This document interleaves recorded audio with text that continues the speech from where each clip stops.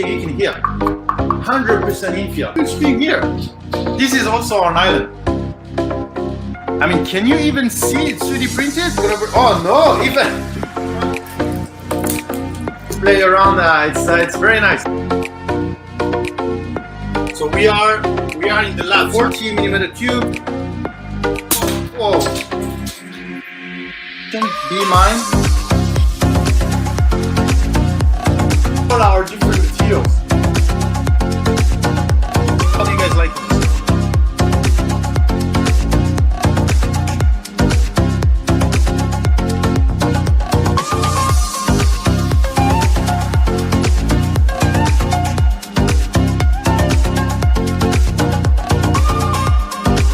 I think we are live.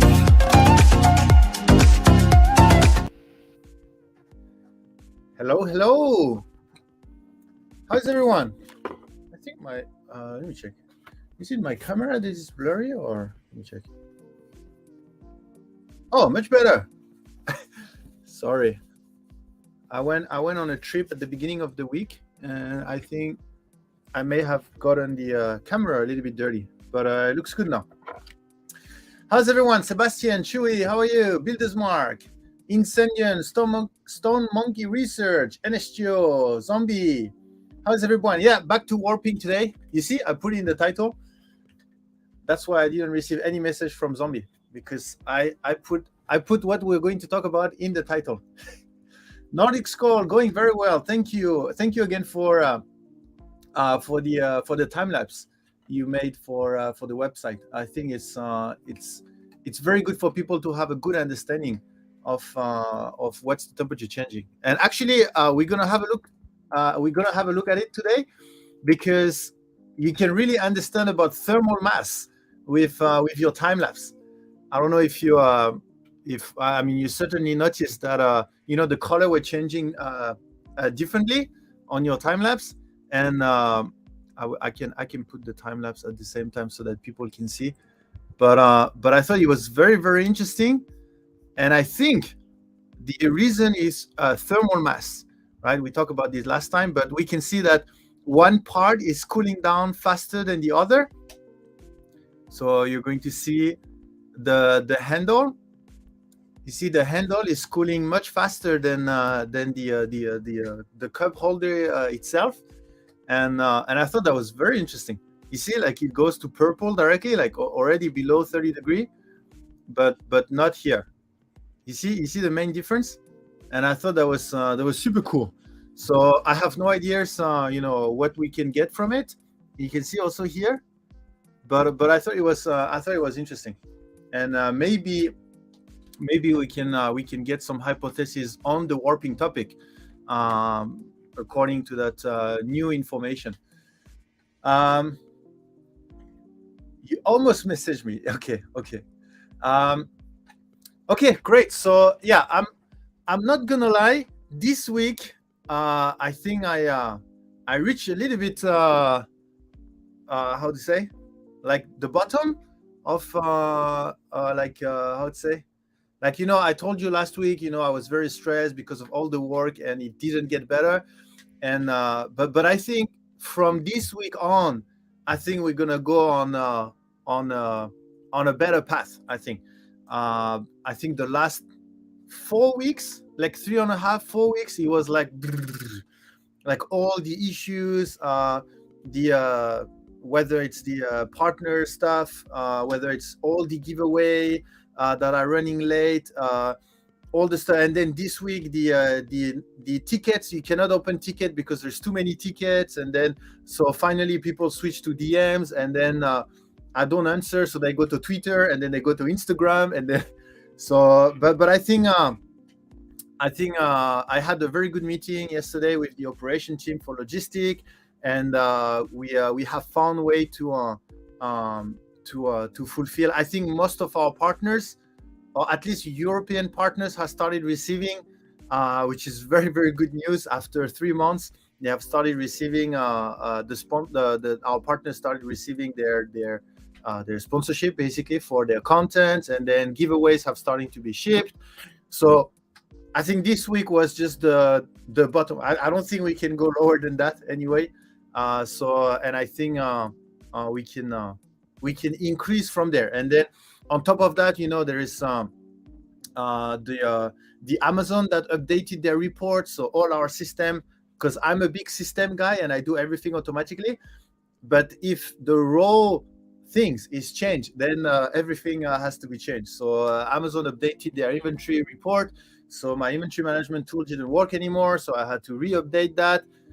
Yeah, I didn't sleep much this week, and I'm the type of guy that have to sleep at least 7 hours a day. And if I sleep less than that, then I become even less efficient, and blah blah blah. Blah. But anyway, I think the good news is I think we cannot go below that. So from there we'll improve. So thank you so much again, everyone. Like I said last week, for being so patient. And again, is not something that we are not ignoring what's happening at the moment, but we are solving it. We're solving it, and again, I think we cannot go below what happened this week. So from now on, we'll go how to say, up.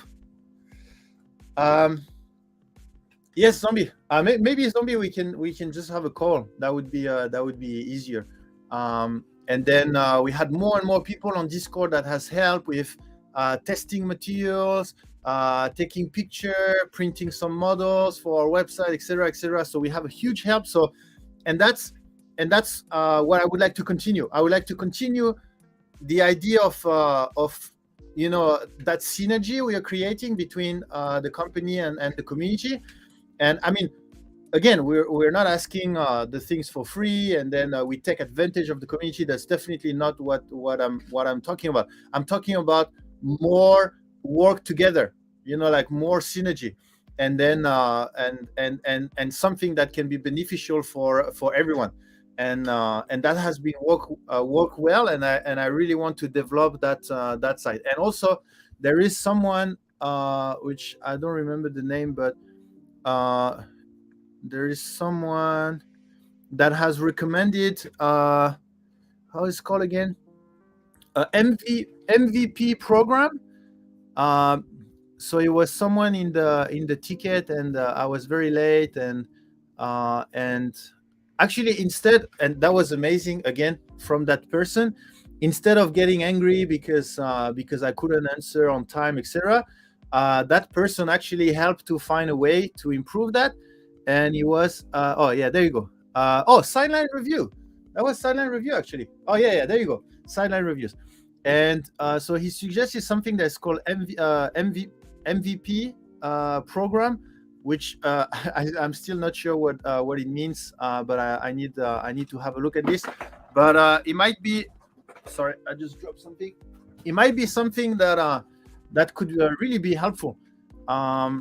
So, but I just need to look at what it means. I haven't. He sent some link. MVP program. He sent some link, and I just need to. So it's from Microsoft. Blah blah blah blah. So I will have a look at this. But I'm very happy that some people are sharing some good, because we all have our work, and we all have some different experience, and I'm happy that we all share our experiences. We all go through some up and down in our professional life, and I'm very, very happy that we are all sharing a little bit some tips and tricks to make things better. So it's really amazing. So yeah, sideline review, thank you again for that tips, and I will definitely I have a lot of hope that this will help us. Most valuable player, I don't know what MVP means. Let me check. Most valuable professional. So again, it's a type of program, but I still don't know. I still don't know exactly, but I will check that. Yeah, Microsoft MVP. Yeah, there you go. Let me look TV. I'm printing a camera mount to attach the Cam to 3D printer. What is that? Oh, are you going to take the close up during the print, like the very satisfying Yeah, I think I know what you mean. The very satisfying way of recording 3D printing, right? Where is that bunny that you needed commission? What was the bunny for? Oh, that was for the marketing team. Let me let me show you the bunny I designed. Please don't laugh at me, but because I designed it very quickly because I couldn't find someone to design. So and let me check. Let me show you. Let me show you what I designed. Hey, where's my bunny? Blender. Okay. Untitled Rabbit. I think it's this one. No. Where's my? How did I call it? I didn't call it Rabbit. Where is my file? Sorry, I have many Blender file, but it's not the Rabbit. Then how? Oh, it's this one. Okay, I got it. So let me show you. Do I have? I don't have my mouse here, but let me show you. So this is okay. You can see. So I don't have my mouse, so it's not easy to. So they also wanted a shoe, but I don't know how to design a shoe. so finally, I didn't. I didn't.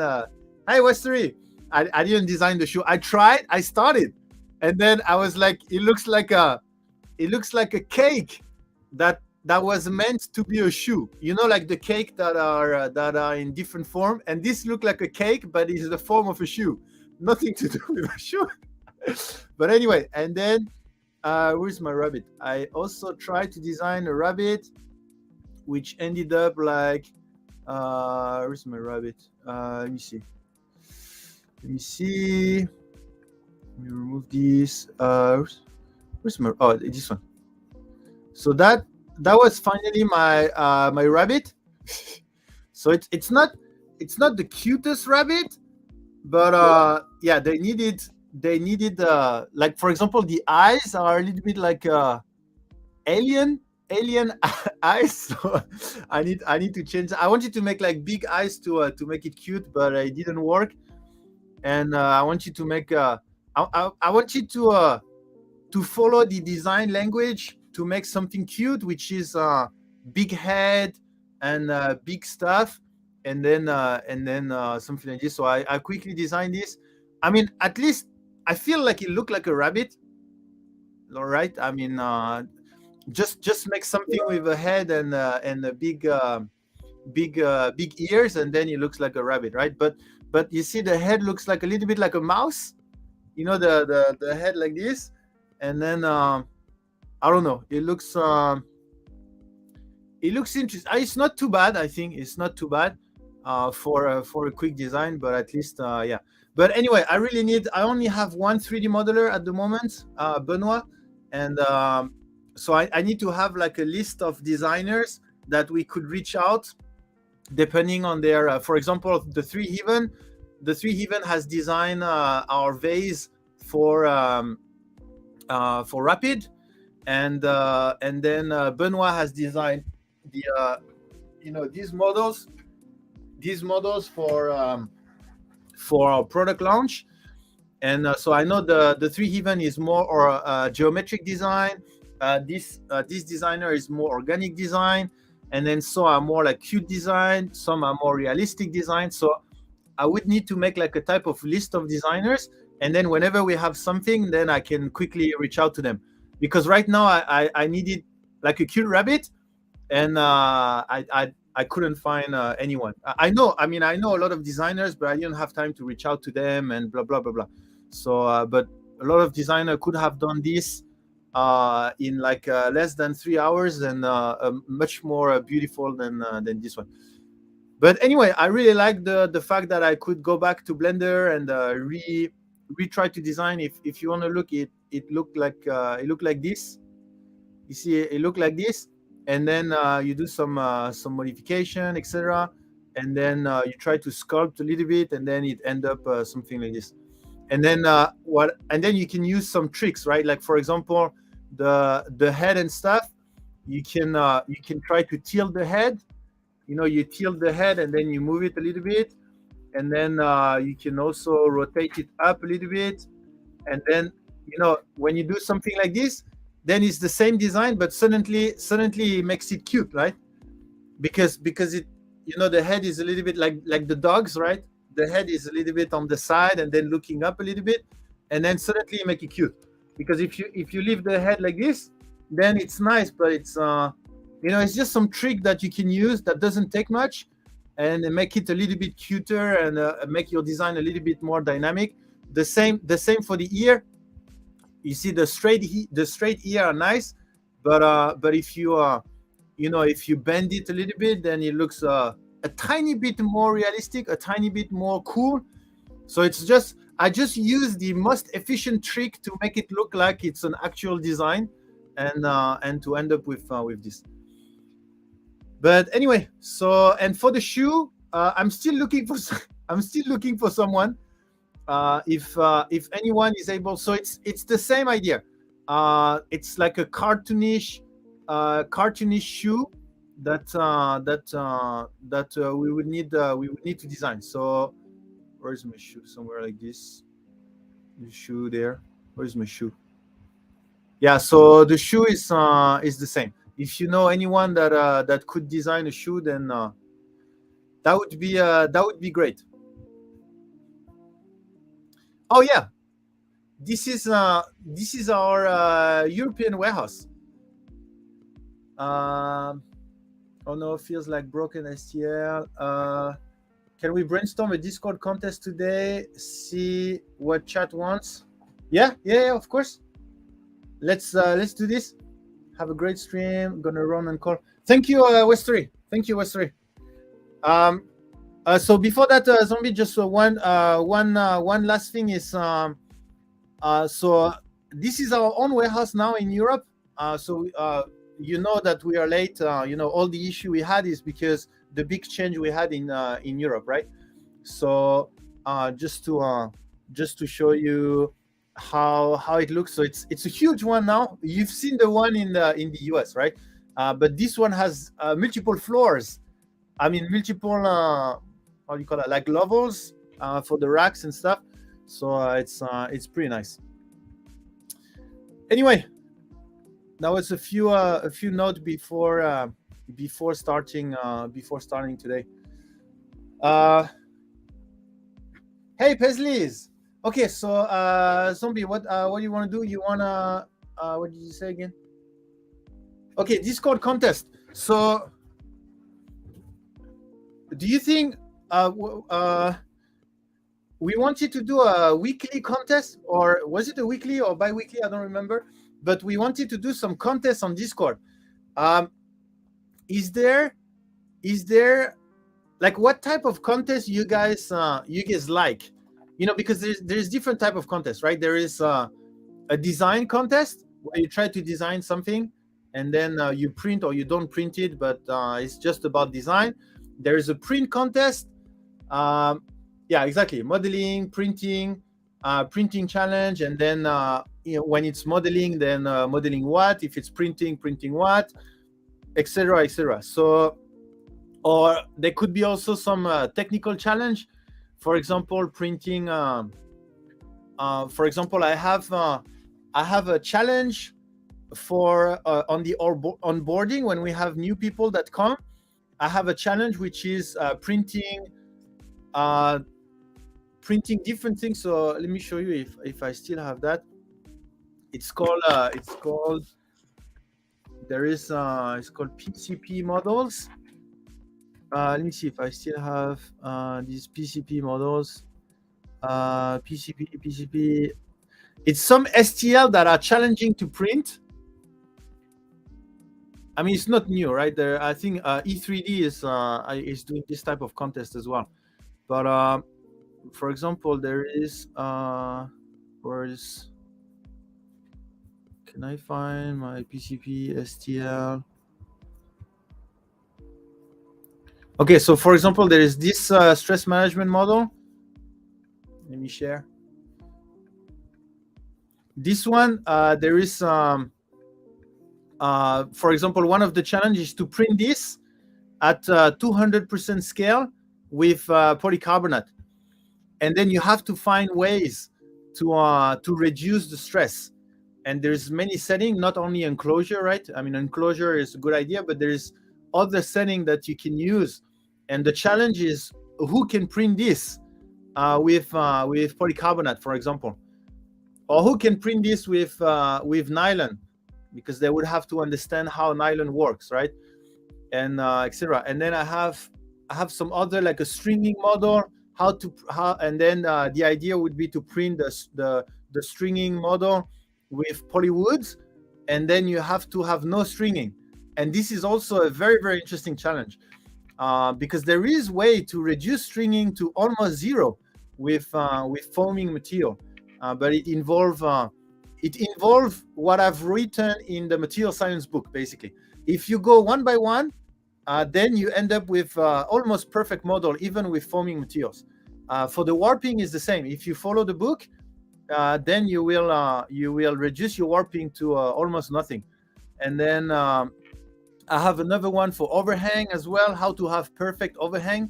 Then it's the same if you follow the book. So the idea of the challenge was that people, when they onboard, when they get in Polymaker, then they understand all the material science. So I give these with the material science that I wrote, and then they study, and then they print, and then when they get the perfect print, then that was the idea. So we could also have this type of challenge.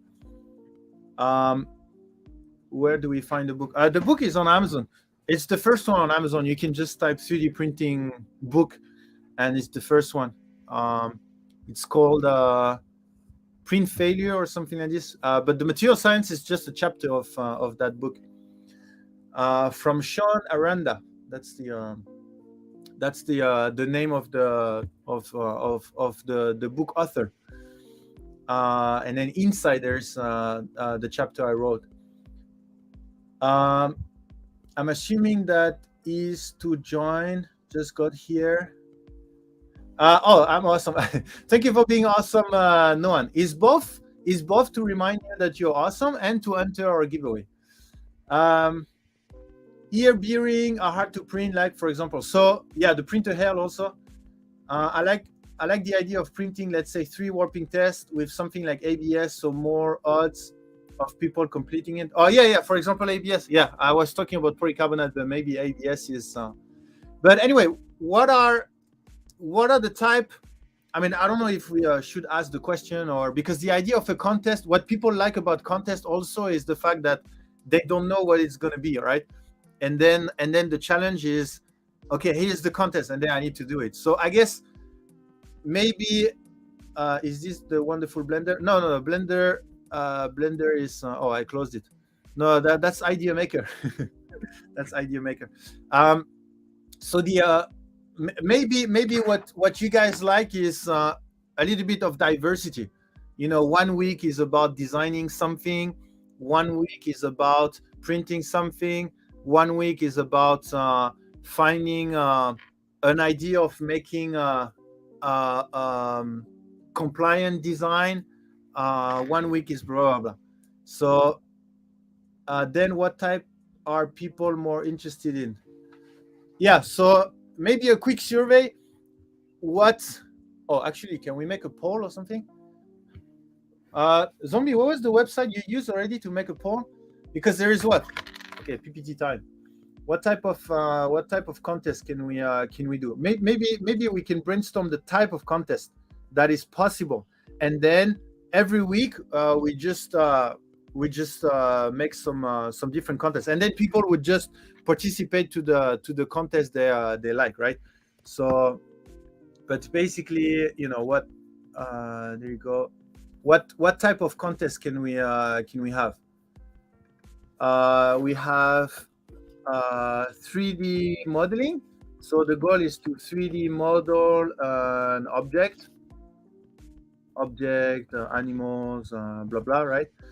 And then we have 3D printing.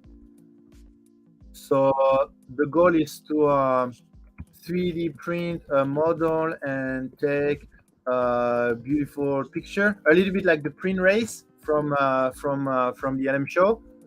There we can have 3D printing challenge. So like 3D print challenging model, for example. And then in 3D modeling, we can force the use of a 3D modeling software, for example. I don't know if that's a good idea, but we can force like to use Tinkercad, for example. I mean, I've never used Tinkercad, but I would be happy to force myself to use it for contents or something like this. Split modeling into organic and functional. Yeah, we can have 3D printing like organic, and then we have another 3D printing that is more functional. Yeah, print challenge in engineering filament. Bob is going to like this challenge. Yeah, free software, of course. Yeah, for sure. Big benchy. But like, what type of other challenge could be or contest? I want to have some like out of the box ideas. Like for example, we did the hook contest. For me, that's I like this type of hook contest. Speed benchy could be fun. Yeah, we could do some speed benchy with our current. So speed contest we could have. Yeah, we could. I think we can brainstorm that on Discord directly. But if would there be? I mean, is the weekly contest too much? Would that be a bi-weekly, or what? What would be your guys' suggestion? Like a weekly contest, or every 2 weeks, or every month? Like how's the printables is every week, right? Yeah, Speed FL Tower, for example. I love make a thing that solve a problem challenge. Yeah, I also like this type, solve a problem challenge. It could be also yeah, every 2 or once a month. How is the printables? The printables is every week or every 2 weeks? I know it's pretty often, but I don't remember. I think it's every week. And yeah, is that a guess game? How many spool are in the EU warehouse? Yeah, but that goes into some sensitive information a little bit. But yeah, I mean, that's also out of the box thinking. Guess game, that could be like something outside of I want to go a little bit outside also sometime of the regular contest that you see everywhere, right? One hard contest every month and simple challenge every 1 or 2 weeks. Yes, maybe we could do 1 week doing the printable.com challenge together as a community. Oh, that's a good idea. So but how do I, like, how's the winners doing? I just share, or we do the same and we have our own winner as well? Like there will be 2 winners, or what do you mean, Bob? We copy paste their contest in our Discord, and then so we have our own winners as well, or we just share it and we don't have winners. It's just we just help to share. 2 per month. We can pick our own winner. Oh, okay. Yeah, then that's a good idea. Community challenge with printables. Yeah, it's a good idea. And I guess, I mean, we don't need. Do we have to get their authorization or something like this, or can we just? I mean, they should be fine, right? We help them to market their their contest, so I guess they should be okay with that. But if any of you is in contact with them, maybe you can touch them a few words just to make sure that I don't want to make any unhappy people. Infill fun, that would be cool to make a design with infill. Yeah, that's a good idea also. infill model. I know what you mean, like without the outer wall or something like this, right? Yeah, I know what you're doing. I know a guy. I would talk to principal. Awesome, Paisleys. It's just, I mean, I think there's no problem, right? But it's just in case, But I think that's a great idea. Okay, great. But anyway, and I think I want a more like scientific stuff, like how to design. For example, what we did last time is the strongest hook with 50 grams of PLA, and I thought that was pretty good. Or design the smallest thing that you can step on it, or something like this, like some type of or like the bouncing thing that we wanted to do. So like this type of thing, I really like it. Pick our own winner would be great. Time to introduce some of the other, like Medic or Paisleys, as a guest host to judge. Yes. You're my manager. I give you a spool for completion of this task. Find the most useful new model on printables, Thingiverse, etc. that was released in the last 2 weeks. Oh yeah, that's also a good idea. Yeah, you see. So Sebastian and all the other one that shared, that's exactly the type of idea that I like. Things that are a little bit outside of the box. Find best design on different 3D modeling software, or like some kind of like treasure hunt as well. I like this type of thing, like find I don't know, a particular model somewhere, or yeah, I like this type of thing. I think I can make our community more active and a little bit more enjoyable to join the Discord and find something new. You know, like to make people excited to go on Discord and see, oh, what's going to be new today, or what's going to be the new stuff that appears, something like this. Oh, that makes me excited already. That's amazing. I think all of that. I think we can make something pretty amazing. Design a locking part, yeah, for example, or design something that can be opened with a key, or something that, oh, that's so cool. Yeah, you can do it, Zombie. I mean, you're fully admin on the Discord. You can do it, but if you rely on me, it will always take a little bit more time than you expected.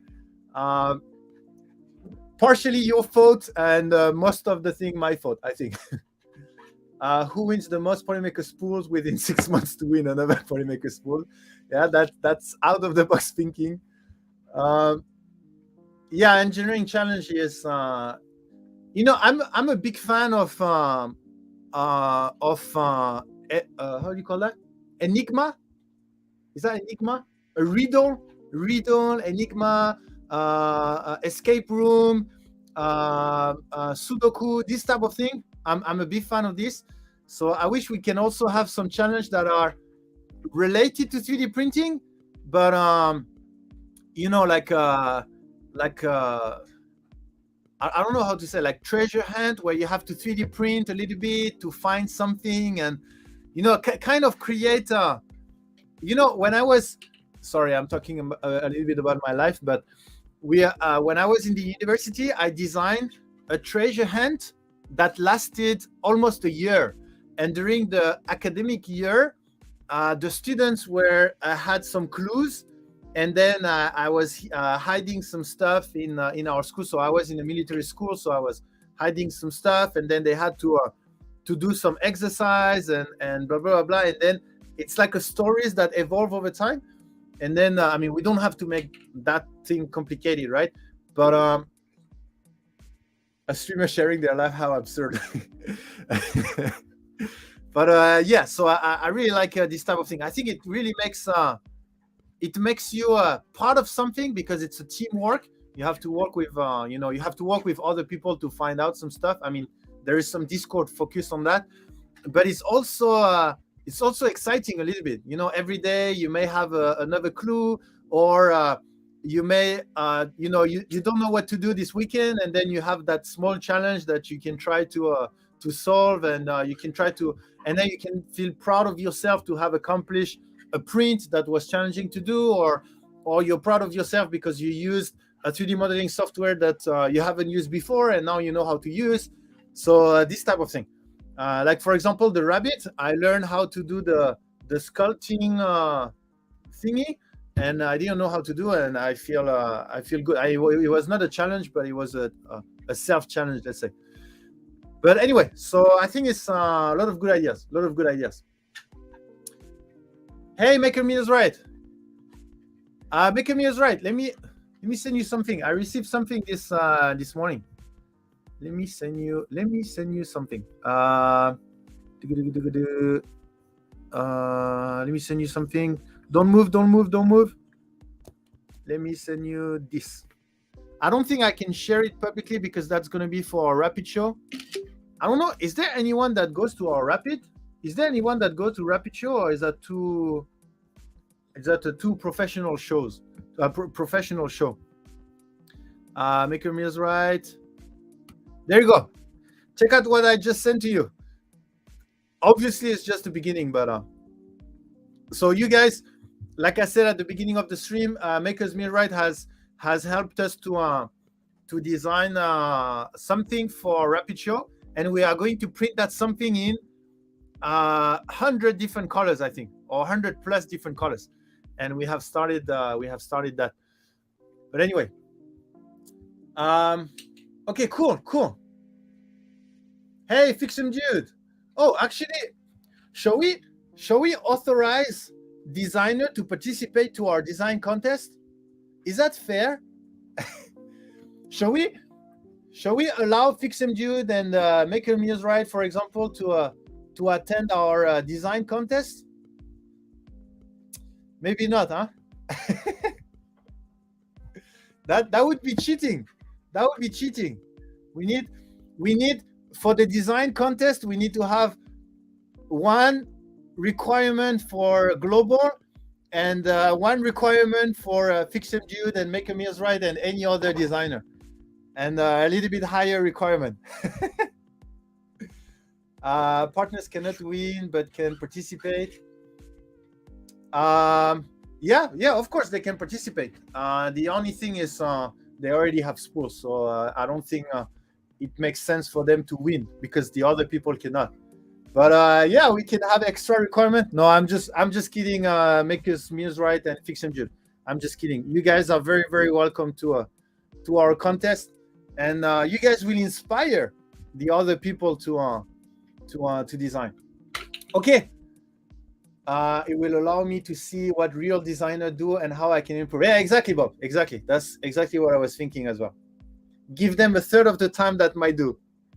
Yeah. That could be a good idea. Okay, so send me the details.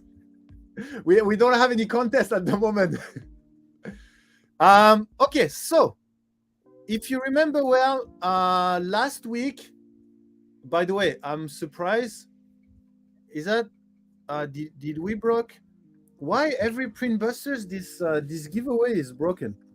I have 51 viewers, only 21 entries. That's not possible, right? Oh yeah, it is.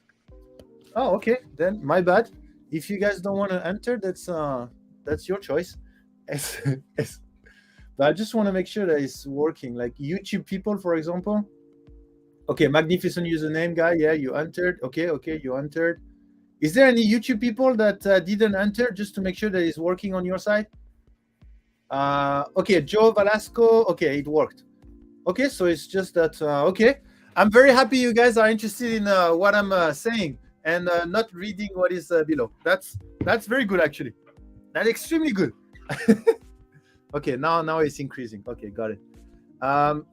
So if you remember well, we talked about last time. We talked about the PLA Pro Plus, right, from Hashbox, and yes, we are going to talk about Hashbox again because we have someone from the community that helped to do the real testing, and I found it amazing. And like I said at the beginning of the stream, that's what I find amazing. I mean, we are really helping each other. I mean,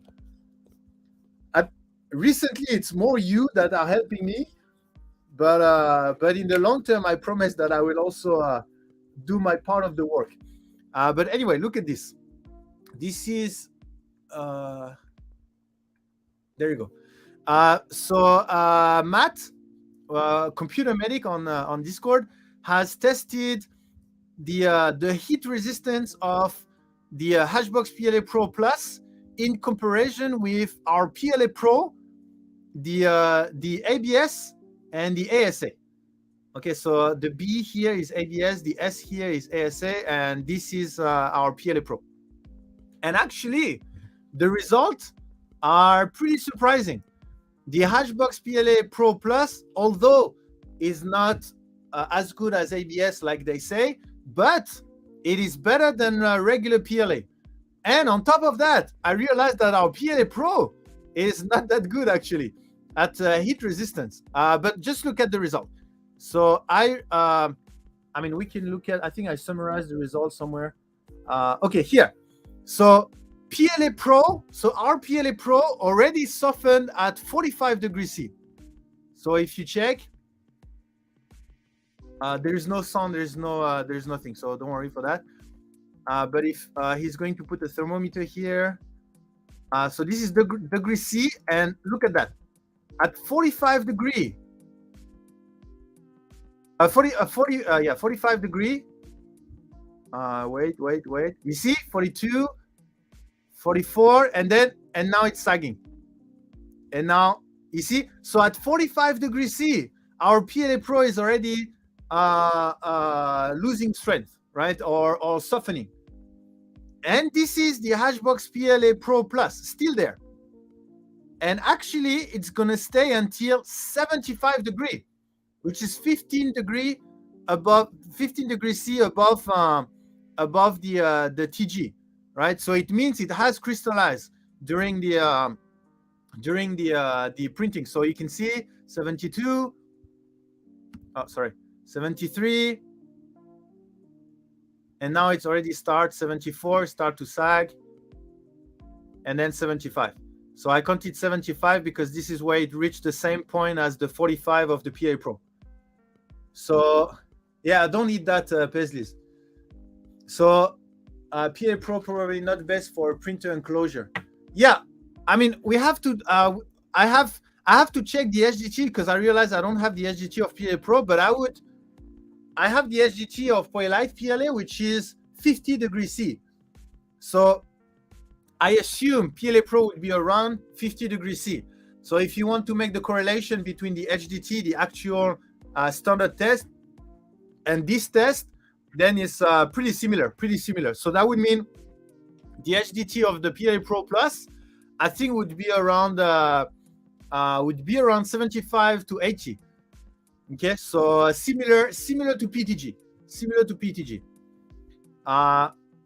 and then our ABS start to sag at 90 degrees C. Okay, so if we continue, blah blah blah, so 90. Ironman 42, thank you for being awesome. So you see our ABS at 90 degrees, it start to sag. 90, 91. It starts to sag, and the ASA is still there. So obviously it has to do with the modulus as well. But you see, and then the ASA is going to sag at 95 degrees C. Okay, so we continue. So that's 91. The ABS sag, and then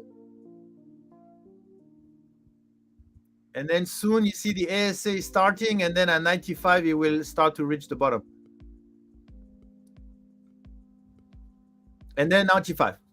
Okay, so we have PLA Pro first at 45 degrees, then Pro Plus at 75 degrees C, then ABS at 90 degrees C, and then ASA at 95 degrees C. Yeah, it's pretty good for ASA. I mean, ASA is a really good material. It prints well. It has a very nice matte finish. It has nice colors, and more colors are coming. The heat resistance is the best compared to ABS. It has a good modulus. It's stiffer than ABS. It has the weather resistant. So except from the price being more expensive than ABS, I mean, all the rest is really good. I think it's a very valuable material. What about PTG? He didn't have. He say he did not test PTG. I don't have any to use. Yeah, he doesn't have. So maybe I can send him some PTG to a Computer Medic, and then we can ask him if we can ask him if he can test PTG. My guess is PTG would be around 75 to 80 degrees C. Maybe actually similar to the PLA Pro Plus. Oh, there you go. Computer Medic is here. So yeah, I can send you some PTG, and maybe we can see how it performs. So, guys, thanks Computer Medic. He's in the chat. Thanks Computer Medic for doing this test. I mean, we literally talked about this last week, and he already have the results, and I think that's amazing. And that's the part of Printbusters that we don't have on the stream. You know, I don't do the test and stuff. I only do the theory. But the community is completing that by doing the test extremely fast, so that we can continue in our theory. So, coming back to what we said about PLA Pro Plus, it does seem that it has a higher heat resistance. So that's not false marketing. Whether it's the same as ABS, depending on what ABS they use, I guess, but it does have a higher heat resistance. Now the question, and which I ask Computer Medic, is how does it affect the warping behavior, right? Because if it has a higher heat resistance, it means it crystallizes more during the printing process, and crystallization means more shrinkage. More shrinkage means more tendency, or it's more prone to warping. So that's why I asked him that question. So he I think he's going to help to do the warping test. So this is my stress test for warping. So you can see that I use different design to accumulate the stress in different ways, and we can see whether there is any difference between PLA Pro and the Pro Plus when it comes to crystallization and warping behavior. Printed Vision. I'm printing ASA for the first time tomorrow. Any tips? Not really. Just print hot. 90 degree C bed. Enclosure, if depending on what you print, and just print hot, 260 degrees C, and you should be good to go. I've seen some people that had to lower their flow rate. If you have calibrated it with PLA, then you can go with the flow rate of 0.98, so 98%, and you should be good to go. If used properly, ABS has been amazing for my Trident up to 3,000 hours. Yeah, I'm doing the baseline with Polylight PLA Pro right now. As soon as that finish, I run the Hatchbox. Great. Thank you again, Computer Medic, for the test. And don't print it in your bedroom. Print it in somehow ventilated room. Yeah, good suggestion, Sebastian. So Printed Vision, better print that in a well ventilated area for the fumes. I mean, ASA and ABS doesn't smell that much for our ABS and ASA, but that doesn't mean there is not something that is coming out. So better printing it in a well ventilated room. Yeah, draft shield is a good idea if you're printing in open air. I think I missed some question before. Kenneth saying PCABS that will never be available in Canada. I have 2 more months to wait for my black ASA.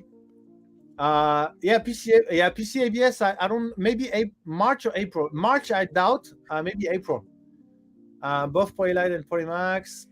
Should have asked. Blah blah blah. Does ASA off gas during printing? Yes, most likely yes. Like any plastic.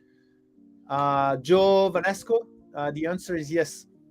I think all plastic off gas during printing to a certain extent. CFPTG, I can do that, blah, blah, blah. Okay. I think I answered the other question. who doesn't start to sag at 90 degree? PC. K to Kevin, I think PC, if you print our Polymax PC, Computer Medic can test that, but actually, you know what? Maybe MyTech Fun has tested our Polymax PC. Let's go and check, because Computer Medic, I think, made a very similar test as MyTech Fun. So let me see if he has some playlist. 3D printing material test, and then carbon fiber, blah blah blah blah. So this is our nylon. So we could see our nylon also. That could be interesting to compare. I think he did. Oh, okay. Here. This is our Polymax, and this is our Polylight. So if we go and check nylon, he does the similar test here. Okay, so this is the same test for nylon, right? So we can see. So we are at. Let's check. Okay, so for the nylon, for example, you can see that it goes pretty high, very high actually. So you can see here, this is degree C. Yeah, I think it's degree C. Yeah, so you see you are at 100. You are already at 120 degrees C. So you're way above 90 already. You see 130 degrees C, 140. 150, and then 150 degrees C, you have the PA12CF that start to sag. So 150 degrees C. And then you increase 180, 165, sorry, 165 our copy A. And then continue, increase, and then at 200, but I think that's maybe the limitation of his oven, I guess. Oh, yeah. So we don't know for PA6CF and GF, but it's more than 200. Okay, more than 200 degree, and apparently the oven cannot reach more, so we won't be able to know. Yeah, we won't be able to know. At least it's still pretty rigid at 200 degree. It didn't deform. It didn't deform at 200. You can see it didn't deform at 200 degrees C.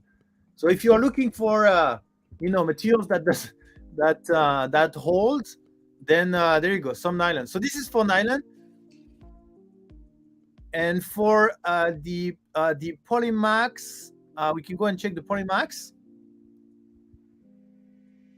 Okay, so that's Polymax PLA, PTG, and PC. Okay, so again, the Polymax has a slightly lower modulus, but we can still check. So we are at 40 degrees C, 50. Okay, so 52 degrees C, the Polymax PLA start to sag. 64, the PTG. So Zombie, you were asking about PTG. So with this test is at 64. And PC was 91. So I think he is a little bit more strict, which means as soon as he start to, you see, as soon as he start to lower a little bit, then he's recording, rather than what we did was when he touched the bottom. So there's a little bit of like maybe 5 to 6 degree difference, but yeah, that would be for Polymax PC. And then when the other, I mean, that's why I love this test. I mean, these tests are amazing. And then this is the whole. If you want to compare PLA, PTG, ABS, PC, and what is the last one? What? Let me check.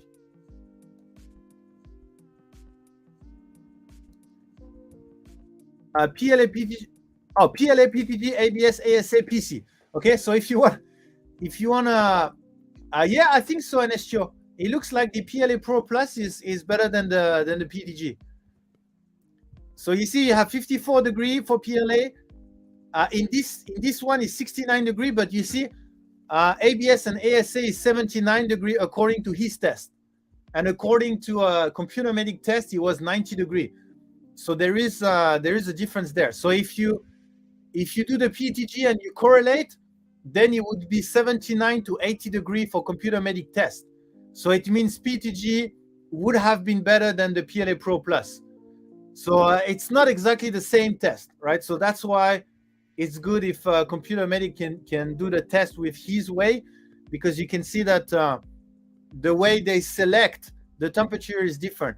On computer medic test, ABS was 90 and ASA 95, and here is the same at 79. And then PC is pretty good. You see, Polylite PC is 102. So it's pretty good. So this is PLA first, PTG, then ABS, then ASA, and then PC. That's beautiful. Beautiful test. Kenneth saying, time to go back to the lab and wipe the R&D boys to make PLA Pro Plus Ultra. Yeah, we could. Let's understand a little bit more about the PLA Pro Plus. See, how the crystallization affect the properties as well, etc. And then, yeah, definitely we can also work on that. I can print nylon. Yes.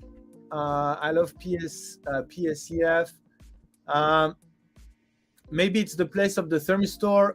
It could be. I think it's mainly when do you decide that it has reached the. When do you decide it's softened?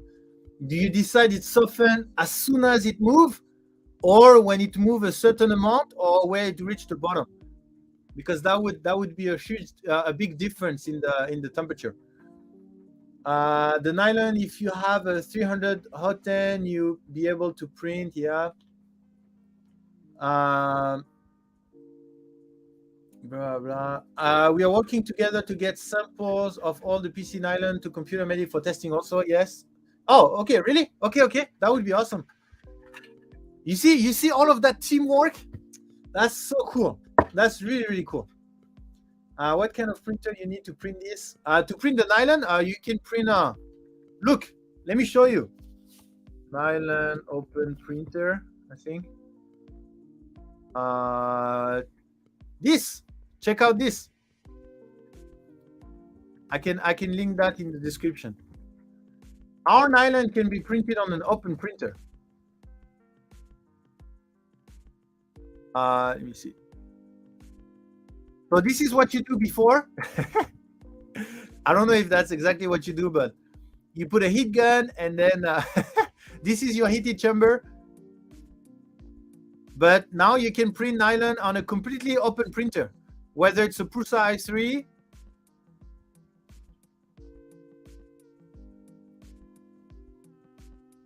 You see that huge cube? Printing on an open printer, the loose bot. Blah blah. We explain warp-free technology. You see the big cube on the Prusa doesn't warp at all. I don't think there's any way you can do that with any other nylon. You can print that on the Ender, on whatever that can reach 260 or 280. So you might need to mod. If it's an Ender, I think you might need to mod the hot end in order to print at that temperature reliably. But when it comes to heated chamber or something like this, then you don't need. The Polymaker nylon line is fantastic because it doesn't need a heated chamber and the bed temperature is very low. Yes, exactly, computer medic. And actually, if you use a heated bed, then it makes it worse. It's better to print it either without heated bed, either at 40 degrees, then that's good enough. Can you explain the warp-free technology? Really? I feel like I explained it many times, you know? Let's ask if ANSI can do that. So 3D filaments. Let's ask what is warp-free technology from Polymaker nylon. Test and see. Okay. So nylon. Let's see how our AI is able to answer that.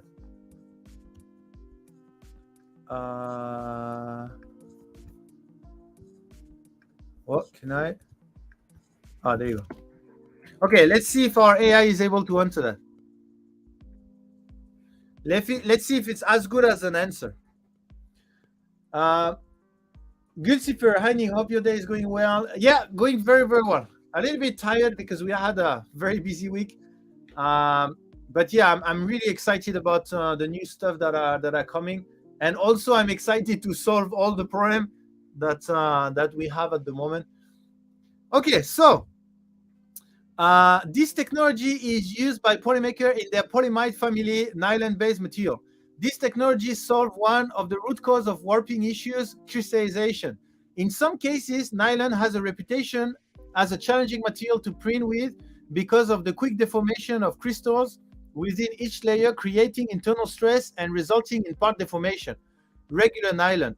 With warp-free polymaker's technology is not only reducing the stress, but it is also increasing the mechanical properties of the part.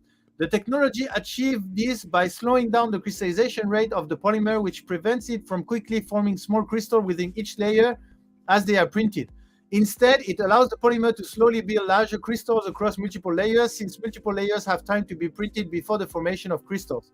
These crystals across these layers will also significantly increase the interlayer adhesion. This is also the reason why Polymaker recommends to anneal the part after the printing process. Annealing ensures the part to have reached its highest degree of crystallinity, providing the best thermal and mechanical properties. Well, I think this AI is fully ready, right?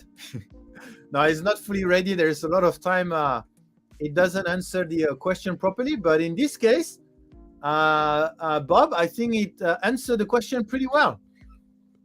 So if you guys have any question, you can go.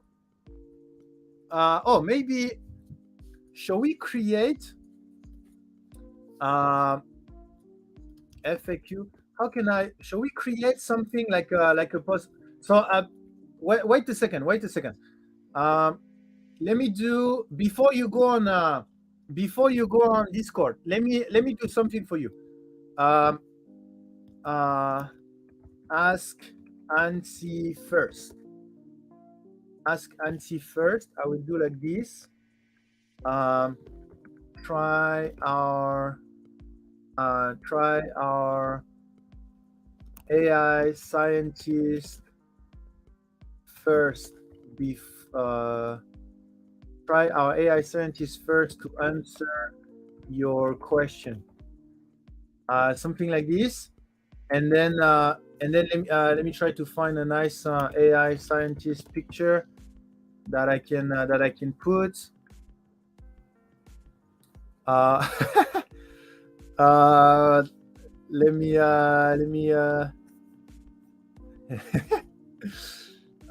me do this one. Let me try this one. Copy this one, and then let's put this one. Okay, and then general. Okay, post, and then I will pin this post first.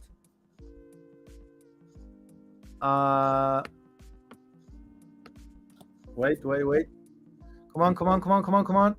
Okay, and then I will pin this one.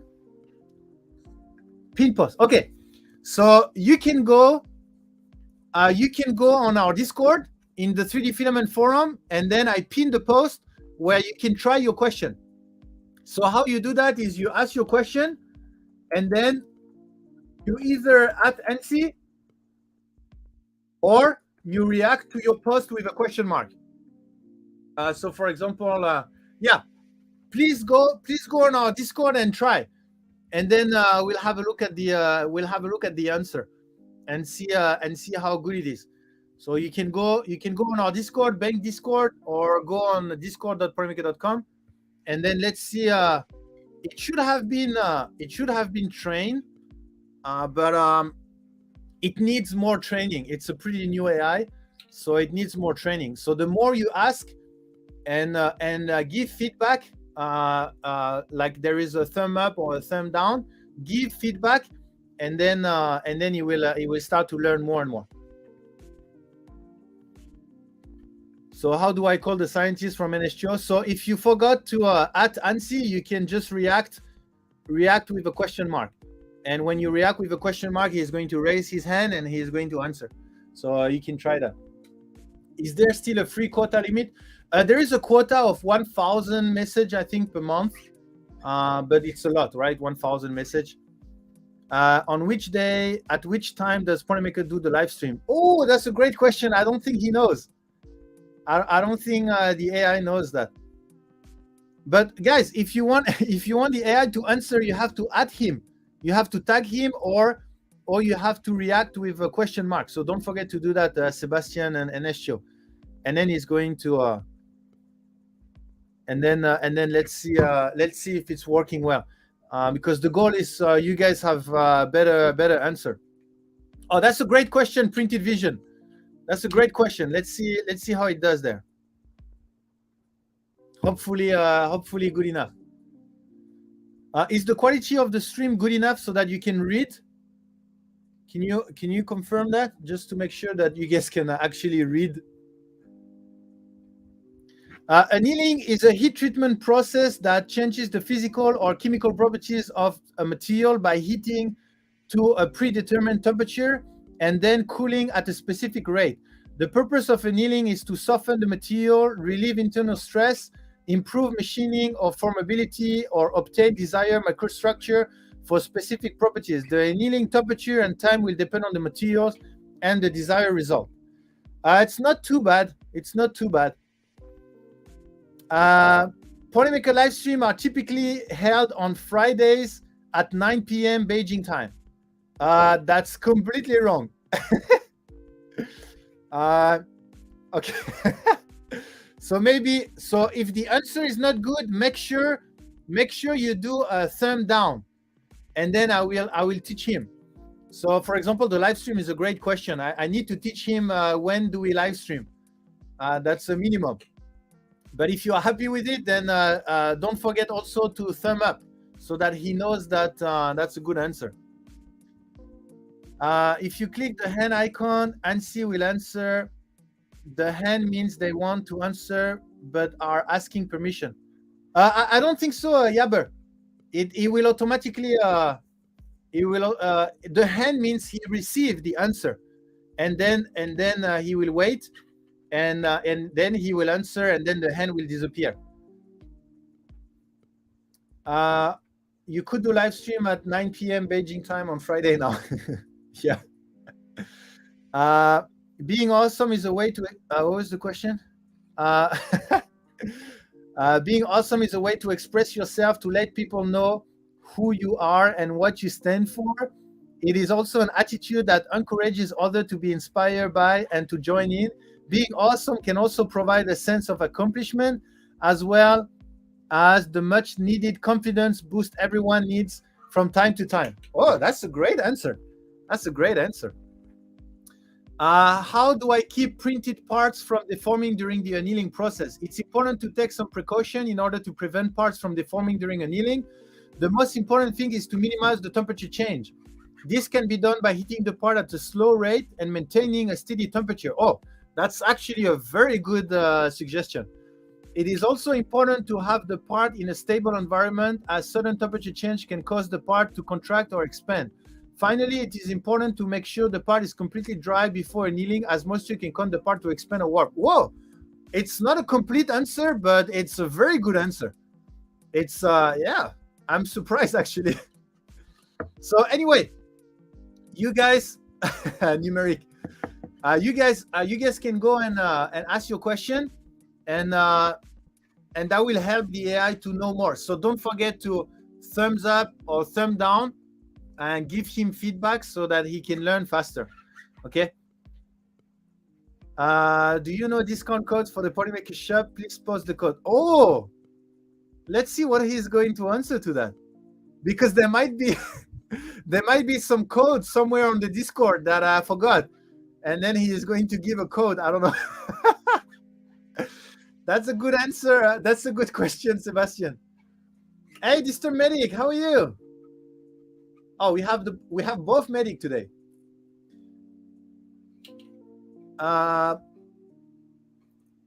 Inhaling ABS fume can cause dizziness, nausea, and half headache due to the strong odor and irritating nature of the fume. In some cases, it can also lead to more serious problems such as respiratory issues and fume-induced asthma. It is therefore important to limit exposure to ABS fume as much as possible to ensure that any work with ABS is done in a well-ventilated area. Okay, not bad. Not bad, not bad. Okay, great. So that was a little bit of our a little bit of the AI. If you didn't know that we had this guy on our Discord, it's good for engagement rate as well for our Discord. It's a lot of fun to learn.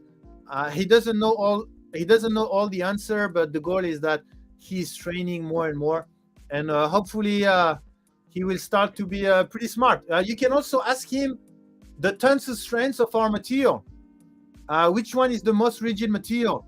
What is the impact strength of Polymax PLA compared to PLA Pro? What is the difference between Polylight PLA and PLA Pro? Blah, blah, blah, blah, blah, blah. So he should know all of these answers pretty accurately.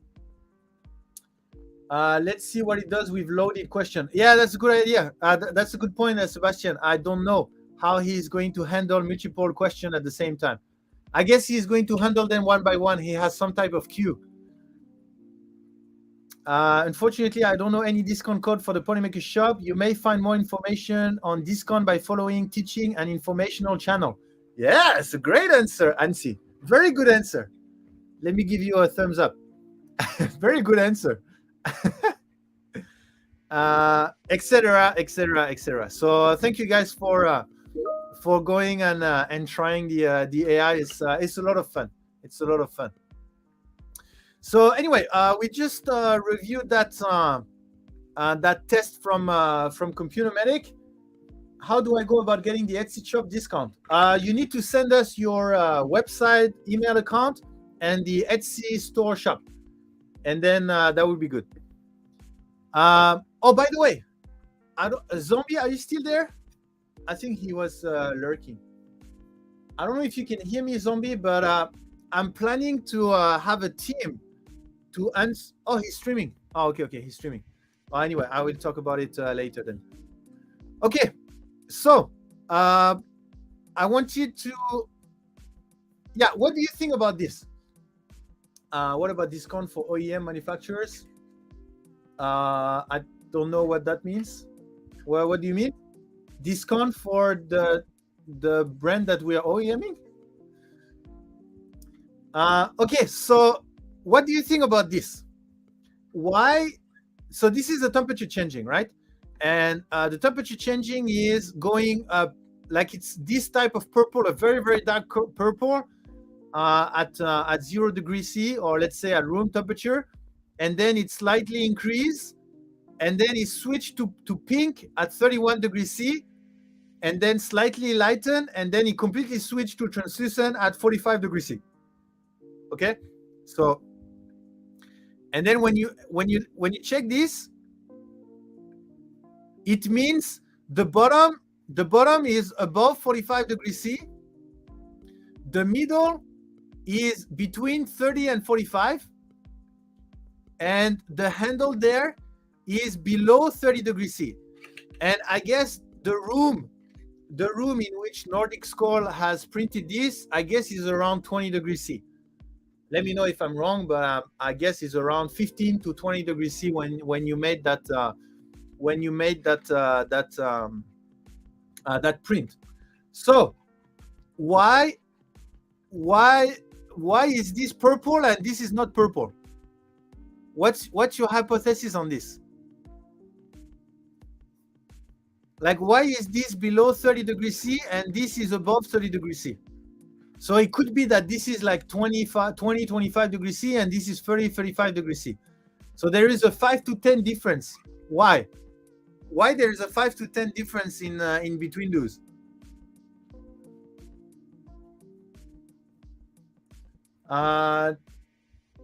Mass divided by area, handle cooled faster, bed temperature transferring heat up the print. Okay, so that's what we can see here. We can definitely see a gradient. Cooling, surface area, thermal mass. Yeah, so I think so. Let me just water break.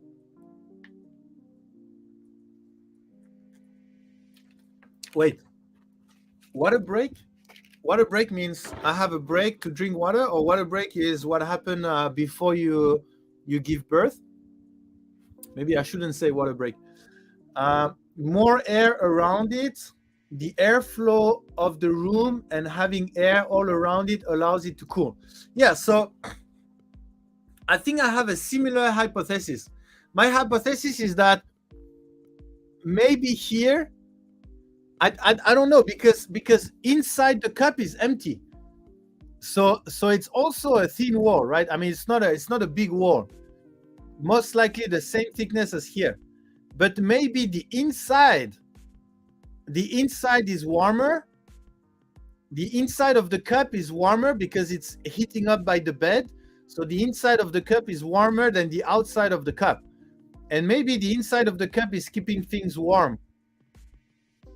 And here, well, all around is the room temperature, all around it. So maybe it cools down faster. And then why is transparent a bit? Yeah, and maybe, yeah, for this, it looks pretty similar. But from here on, then it starts to be purple. So probably the cylinder keeps heating from the inside. Yeah, I think so. Heat travels up, less surface area under that handle on the build plate. Less surface area under that handle on the build plate. Yeah, that's a good point. Air trapped in the cup is staying over 35. Yes, that's my hypothesis. Air in the middle probably can't escape as easily, but handle getting dragged through the air. Yeah, I also think so. So now the when we comes down to warping, or at least for people that think warping is mainly coming from the thermal shrinkage. So when you see this, like is that helping a little bit to help understanding more a little bit about warping? Because the idea is that, at least for the people that think the thermal shrinkage, right, is the reason, then we can see a couple of layers. I mean, it does take a couple of layers before it cools down, right? I mean, this is another interesting part. Look at here. Here, there is no translucent layer. Like, it cools down pretty much as soon as it's extruded, it goes below 40 degrees already. You see? But on the main one, it takes how many? Like at least 10 layers, 5 to 10 layers to cool down. You see the difference here? There is a secondary wall that is not being seen on the inside. Heat transference is keeping the middle of the cup higher than the handle, as both the walls are cooling with a thin space between the walls. At least that's my thought. Yeah. Okay. Got. Oh yeah. Okay. Got it. But you see here, it's cooling down very quickly, but here it's not. Yeah, you see? So what does that mean when it comes to warping? Is it better that it cools down quickly like here, or is it better that it cools down gradually like here? You see here it takes a few layers before it cools down. Here it cools down almost instantaneously. You see it's printing the layer and then it directly become and then it gradually change.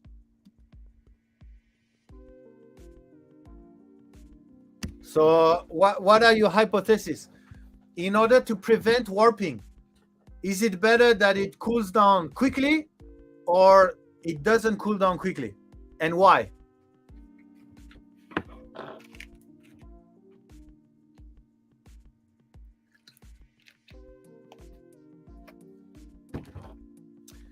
The part, what do you mean, numeric?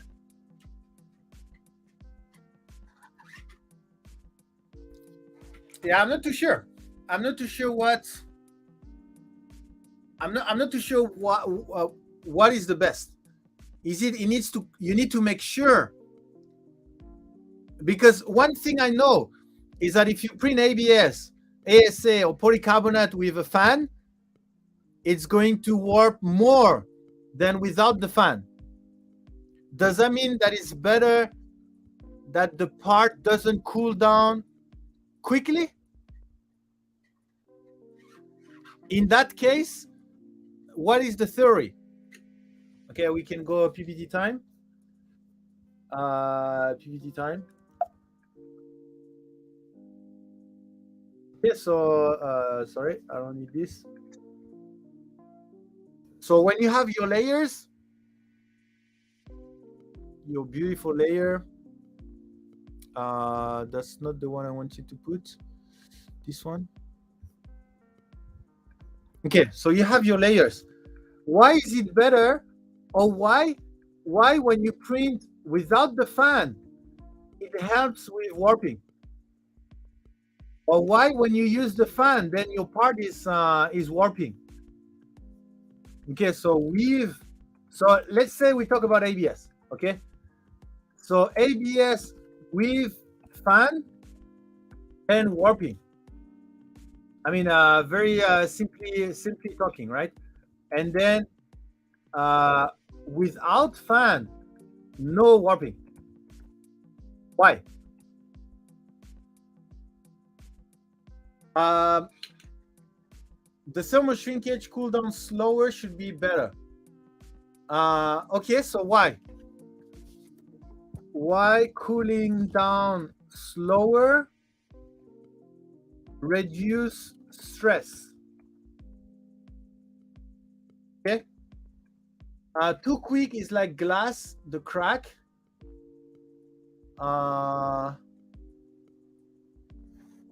Okay, too quick is like glass.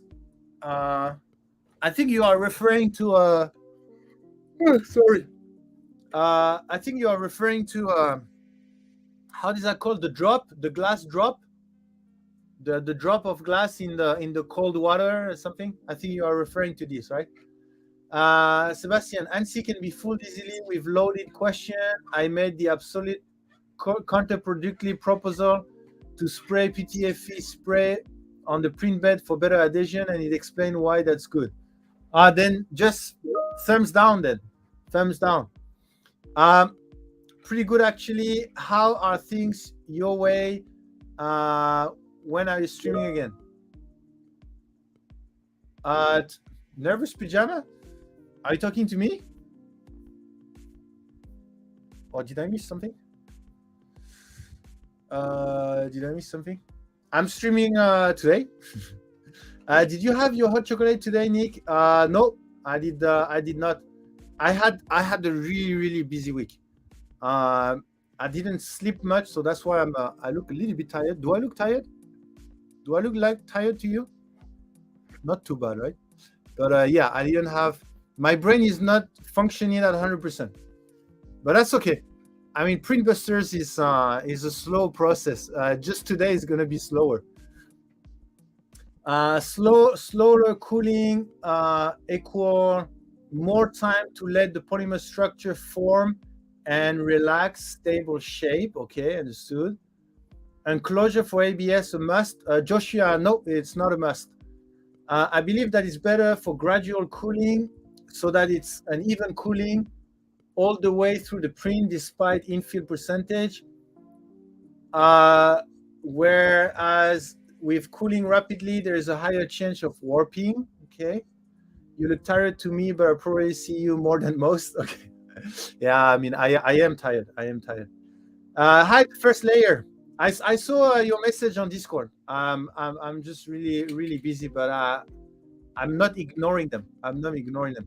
Just give me a little bit more time to answer them.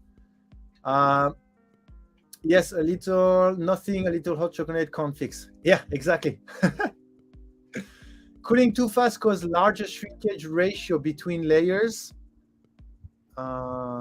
Okay.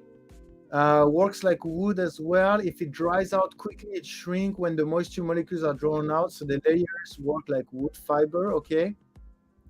Did you look at clear filament with polarized light when it prints and cools down in your lab? Is that something that's done to see the stress? There is a paper on that, but it's very hard to do actually, Sebastian. It's hard to do, but I'm very happy to send materials to someone that knows how to do. But it's hard to do with 3D printing because it's too small. It's too small. Shrinkage ratio difference between layers, yeah. Okay, so because the idea is what? The idea is you are printing this guy. Then this guy is very hot. Okay, so let's say that's the hot part, right? And then this one is not as hot.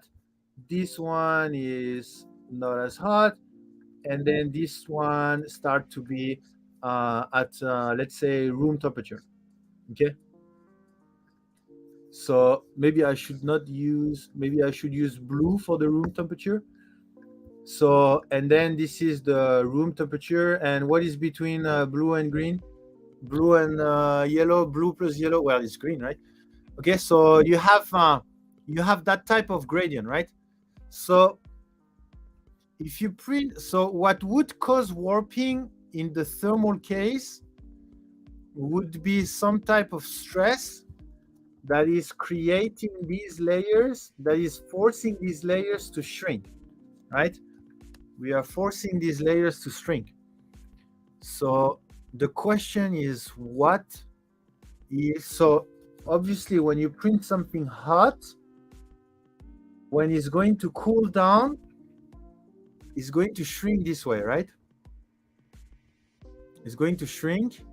So you continuously print.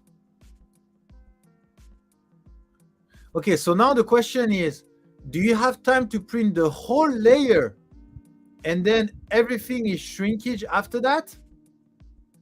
So I guess that's the big question, right? The big question is,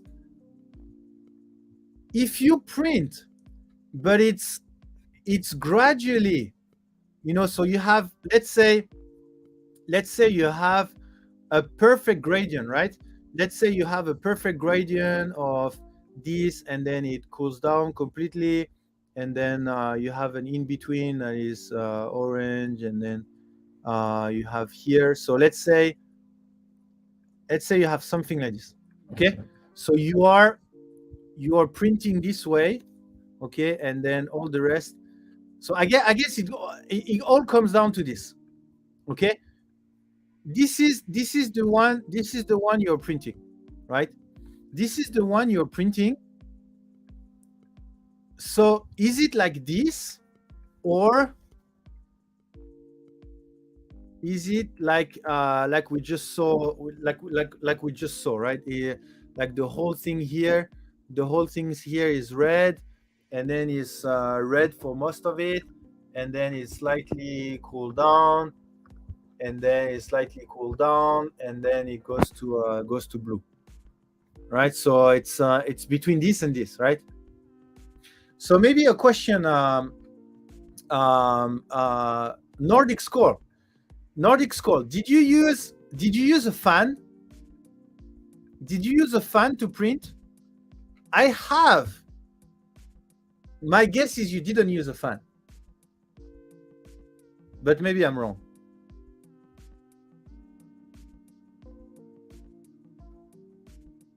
I don't know if you're still there, Nordic Skull, but I'm wondering if you used a fan or not. My hypothesis is you didn't use a fan, but I wish I knew the answer. What is your hypothesis, guy? Before Nordic Skull answer, if he's still there, do you think this print is using a fan or not? I mean, it's PLA, so theoretically, yes, it is. But for some reason, I have the impression that he did not, because of the way the temperature is behaving. I have the impression that it did not. Hey, Matt, how are you? Let me catch up a little bit with the chat. Kenneth saying, just to add to the question, why ABS is with warm air fan improve on surface overhang quality? Okay, I did not know that. But that's what Zortrak is doing. Come out and PLA. I'm going very well. Thank you. I hope you are doing well. Blah, blah, blah, blah. First sight is only if you are printing very slow. Yeah. Yeah, that's why I wanted to see if here there is a fan or not. Fan only needs to cool enough to solidify the plastic, yes. Low speed and none at all. Good. I think I broke your AI scientist. Oh, really? You went and play around there? It's not answering anything anymore? Oh, you guys have. Oh my God. Yeah. Okay, so you guys are really. Okay, so yeah, don't forget to thumb up or thumb down, right? And if he's not answering, try to force him by using the question mark. But maybe he's just becoming slow, or I don't know. What are the newest Polytera PLA colors? Is PLA Pro as ductile as Primax PLA? Yeah, all of these are great questions. All of these are great questions. With these things that drive off for the picture cooling with the fan is probably not so relevant. Otherwise, I would use the fan there. Okay, the only fan that I used was the hot end fan. Cooling otherwise was no fan at all. Oh, so you use that fan here, so for the cold end, but you didn't use the part cooling fan, right? The only fan that I used was the hot end fan. Cooling otherwise was no fan at all. Oh, can you just confirm again? So no cooling, no part cooling fan. So the fan on the right here, you only use the one for the cold end. Yeah, I was under the same impression that you didn't use cooling fan. But can you please confirm what you mean by hot end fan? Yeah, what do you mean by the AI is on his lunch break? Yeah, maybe. Thumb down does not work. Okay, yeah, it's pretty new. Yeah, I need to look into that.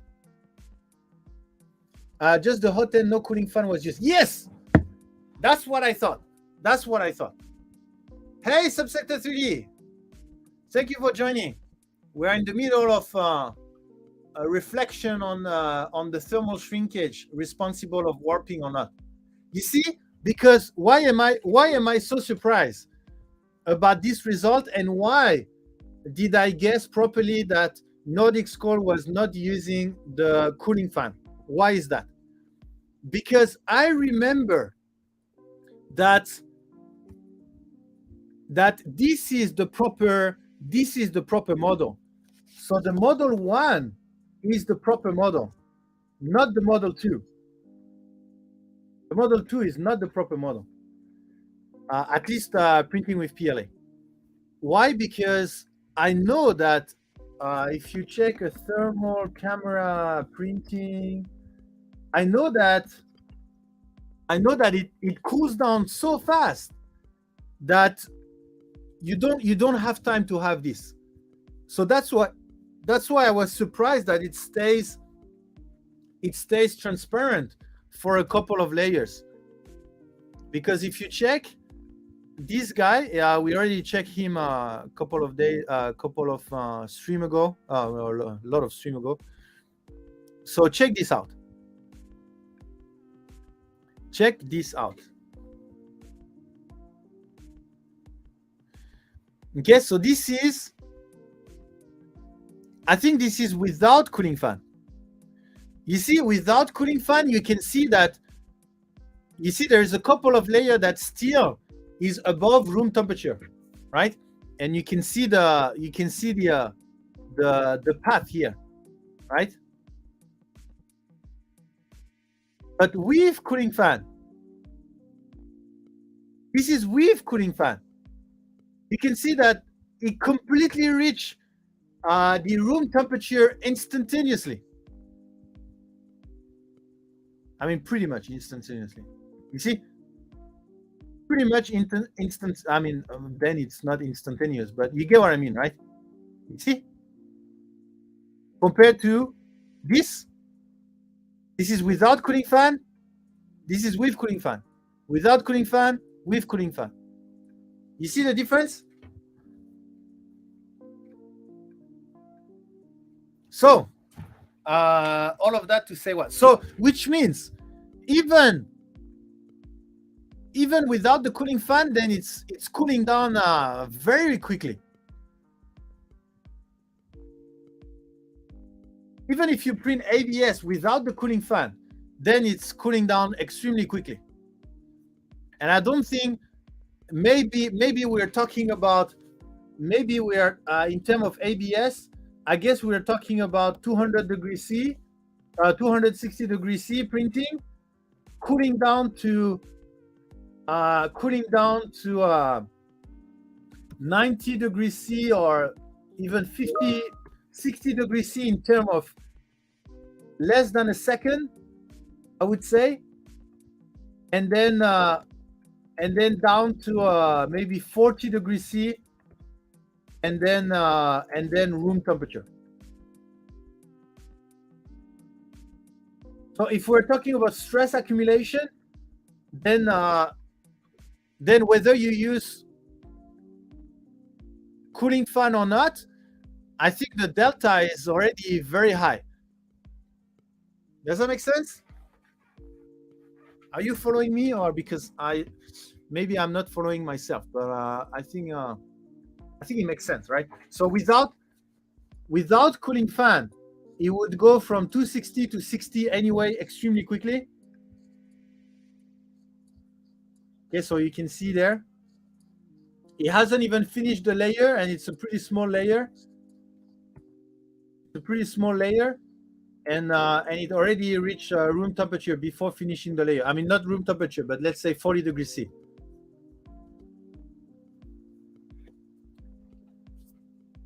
Oh, it's Darth Galum birthday? Happy birthday, Darth Galum! Oh, I actually have a lightsaber like you, but mine is gold. Yours is red. Okay. So, how does that help? It helps in a way that shrinkage, at least in terms of thermal shrinkage. So let's put thermal shrinkage. I mean, what's the equation? It's something like delta T, I guess. Delta T multiplied by a coefficient of thermal expansion, right? I don't know. Is there any scientists out there? Can you confirm that? It should be something like this, right? Delta C times coefficient of thermal expansion, I guess. I'm not a super expert, but I think that's pretty straightforward, right? Depending on the change in temperature, it will shrink a certain amount. I'm just waiting for one to confirm, just in case I'm saying something, I'm missing something huge, but hopefully not. I guess we should be somewhere around there.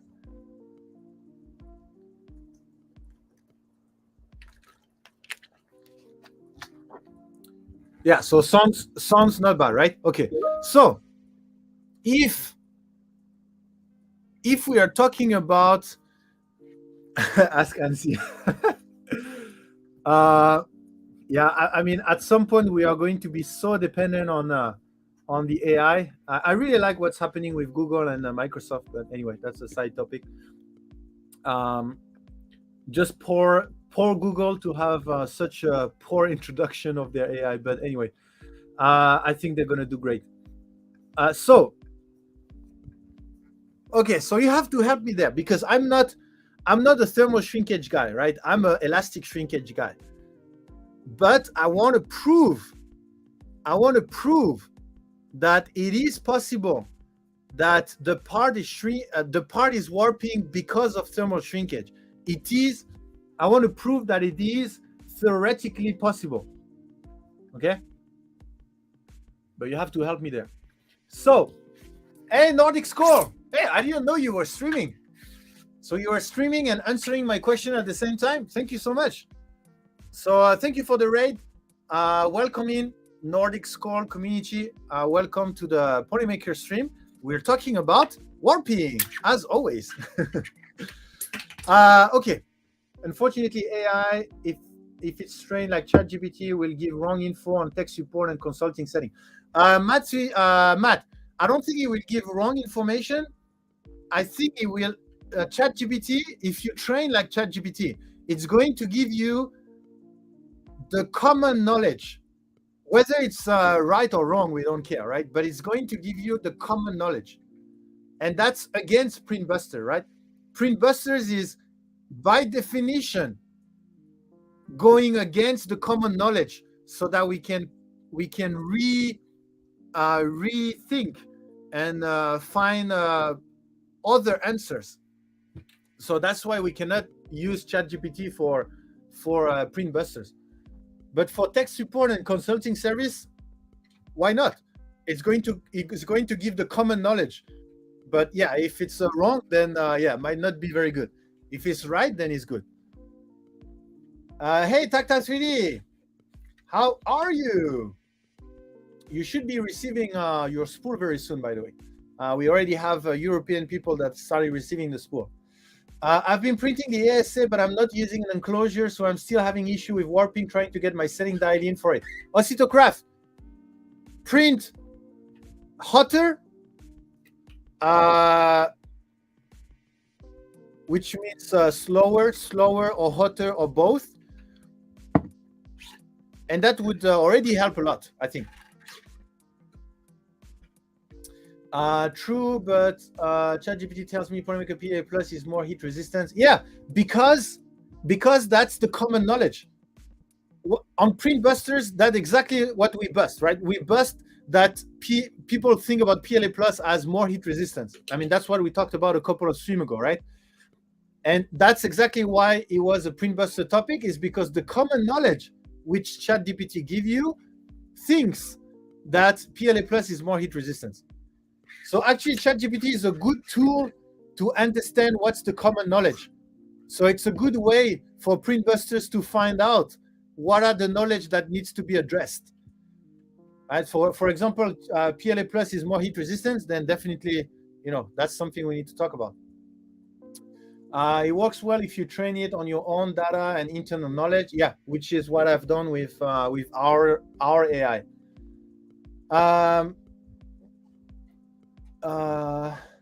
I agree, but for a manufacturer offering support, the support needs to be specific to the product, not a generic, right? Yeah. I mean, I wouldn't use it for our support, definitely. But I would use it like I use it on Discord for engagement, and I would just train it a little bit differently. But for most companies, they don't need to be. They are not technical, so they don't need that. Okay, so let's. We still have a small hour in front of us, and I really want to find a way to prove that thermal shrinkage can be responsible of warping. So right now, we know that this model is not true. Okay, we know that this model is true according to this video. Okay, this video that is printing without fan, and we see that it's not staying hot a long time, right? It's reaching room temperature pretty quickly. Okay, so I think we can stay in that model. If you disagree, let me know. But I think that model is more accurate than the other one. Okay, now what? So we have, in that space, it goes from 260 to 60 degree. So it has a 200 degree drop. So it means we have something like 200 degree times the coefficient of thermal expansion. I guess there should be something like so the shrinkage means the delta L, right? The length difference, and there should be some type of percentage. So that means between here and here. So is it what the theory is saying is that it's stuck to the layer below. So that means that if it shrink here, it cannot actually shrink, which means it will accumulate stress. Is that what is happening? So you have a layer here, and you have a tiny layer, you have a tiny part here that was just printed at 260 degrees, and then it already cooled down to okay, let's say to this, and then it will want to shrink. But what we are saying is that it cannot shrink. It cannot shrink because why it cannot shrink? It cannot shrink because it's stuck here. So is it part cannot shrink because stuck to the previous layer? But the previous layer is gonna heat up, right? Let me check. Cannot see here.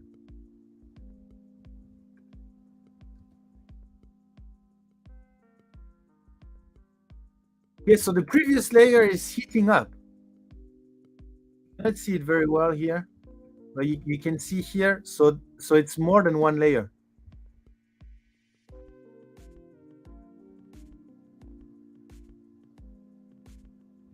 Yeah, the previous layer. So that means, does that mean that the layer below is expanding? But if it's expanding and contracting the same way as this one, then there is no stress accumulation, right? Yeah, so that's why I don't understand this thermal shrinkage. I don't understand.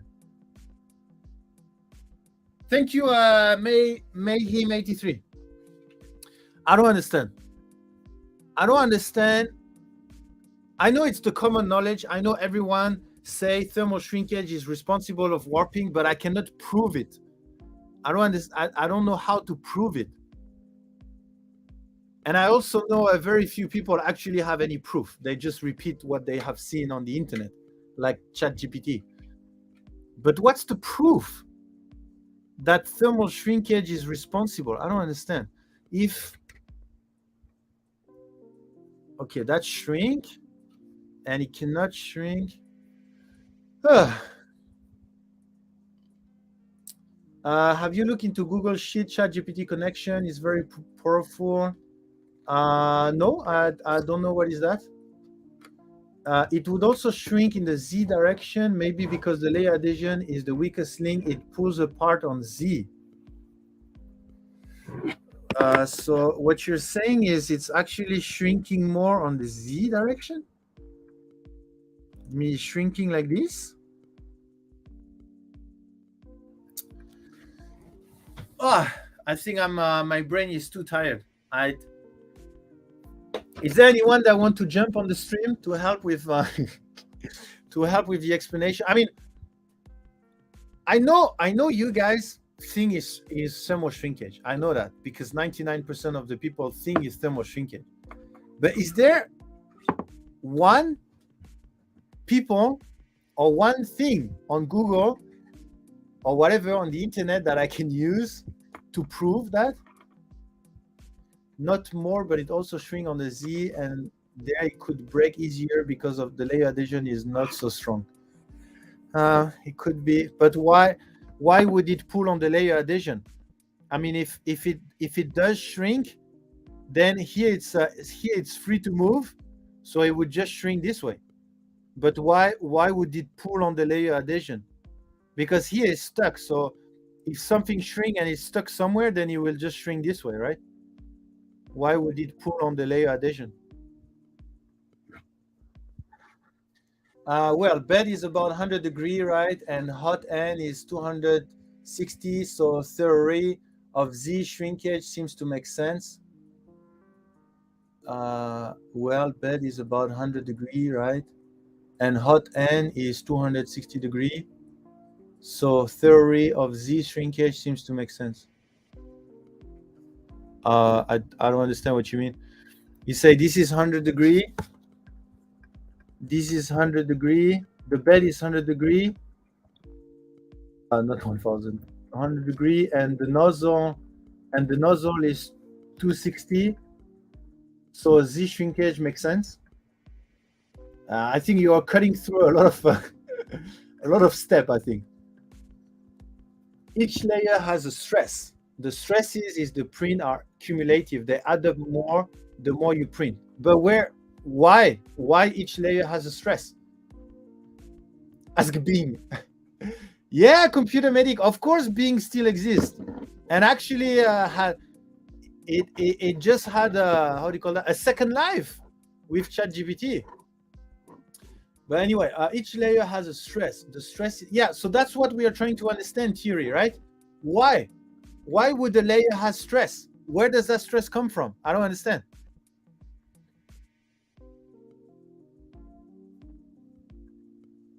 Because it will print, blah blah blah blah. It print, and then it cools down and shrink. Because if it shrink, like what I'm seeing now is, you see, it's printing there, right? It's printing, and then if he wants to shrink, then he will just shrink, right? But here is still liquid, so it will not. It will just shrink, and then continue printing, and then that part here will shrink, and then continue print. Where does the stress accumulate? I don't understand where the stress come from.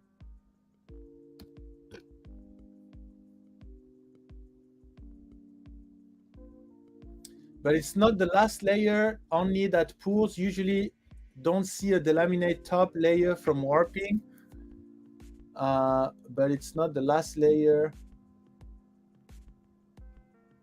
Yeah, but I mean, why? Here is they are all the same temperature here. You need a temperature gradient, or you need some type of, you need a temperature difference to create stress, right? Yeah, exactly. Sideline review.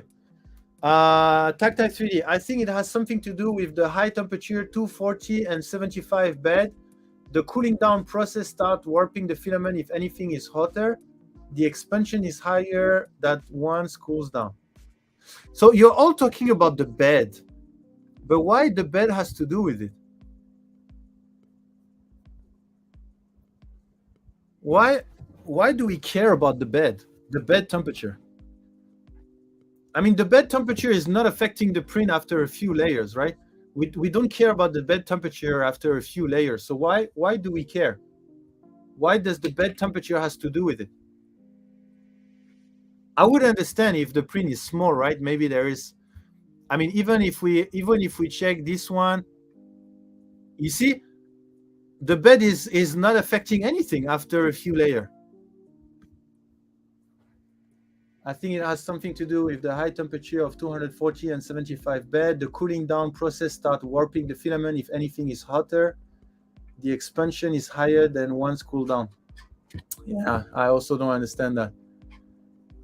Improper calibration of the printer. The layers are under stress because we become angry if they separate.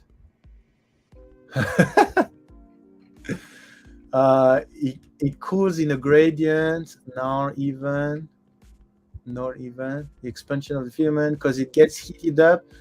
When it shrinks, gets smaller, cooling down. Yeah, it gets smaller. That's no problem. So I heat up and then get smaller. No problem. But why? That's not creating stress. I mean, that's big, that's small. No stress. Big, small. No stress. That doesn't explain where the stress comes from. Wouldn't the bottom of the fresh layer cool down faster than the top due to being pressed onto a cooler material? Yeah, possible. The stress could just be from the uneven cooling. Okay. So what you're saying is, okay, let's check. Let's check this theory. So what you're saying is, so let's make our our layer bigger. So what you're saying is, if we print this, okay, and that would be like this, and then you're printing this guy, right? So what you're saying is, if you're printing this guy, then you are heating up. Oh, no. What you're saying is this one cool down. Oh, sorry.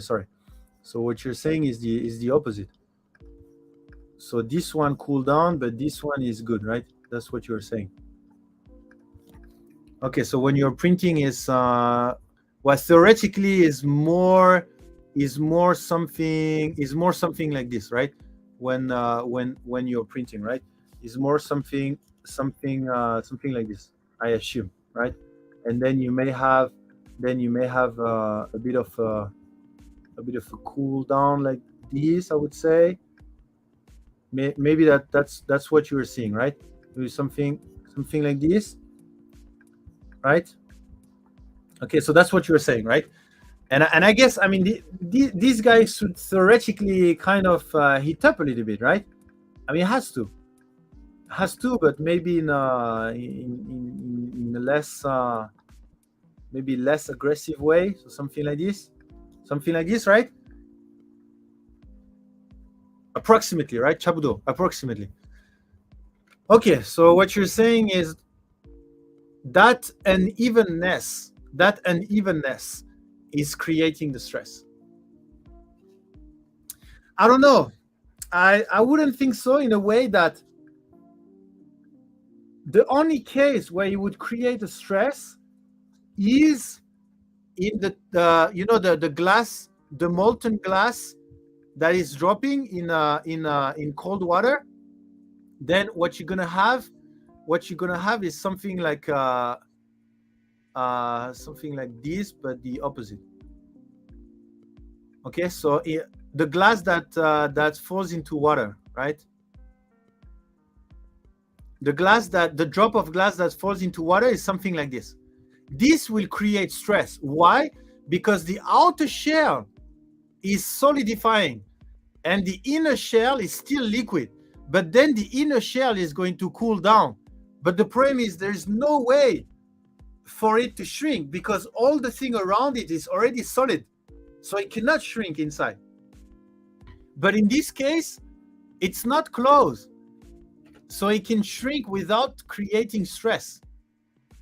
Rather than here, it cannot. Here, it can. Right? That's why you put it in the tent, because the layers between the bed and the hot end will be closer to ambient temperature. That's so wild, Nordi, great work. Yeah, you're talking about this, right? Make a Mizra, yeah. I really like. And he made two. He made this one from lime to green, and he made this one. So really nice, really nice. I don't know if we can make a time lapse for the UV changing, but that would be cool also. A time lapse where you have the material scientist under the sun, and then it's you see a time lapse of the changing color. That would be cool also. Anyway, so think in 2.5D. The shrink and layer delamination happens on the corners of each layer. The corner have both sides of cooling faster than straight edge side. The shrink and layer delamination happens on the corners of each layer. The corner have both sides of cooling faster than straight edge side. Okay, so what you're saying is, let's looking at it from the top. So if you have a corner, so we are now looking at the print from the top, right? So we have, let's say we have a two shell print. Okay, and what you're saying is this will shrink, and the corner of the layer, the corner have both sides, and then somehow it's going to make it delaminate or something like this, right? I don't understand why these two would shrink. Yeah, I think that's just me. I think my brain is not following. Oddly enough, if I recall, I printed it at 240 degree with 75 for initial layer, then 70 for the rest of the print. Oh, okay. So Nordic Skull has printed that at not the regular PLA temperatures, right? So 240 on a 75 degree bed. So that's why there is a large difference in the color. I mean, which makes it much cooler, Nordic Skull. So I think it's pretty cool. But it's good to know that the setting were these 240 and 75. Okay. Maybe it's a combination of thermal contraction and speed. Think of a piece of tape stretched tight, it will lift. Now put it in extreme temperature, it will accelerate.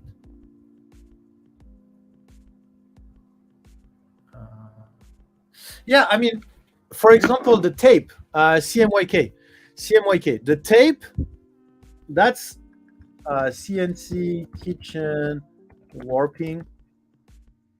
By the way, I completely disagree with the way he explained warping, but I agree with the experiment. This experiment. Okay, you stretch and then you put it down. You stretch another one, then you put it down.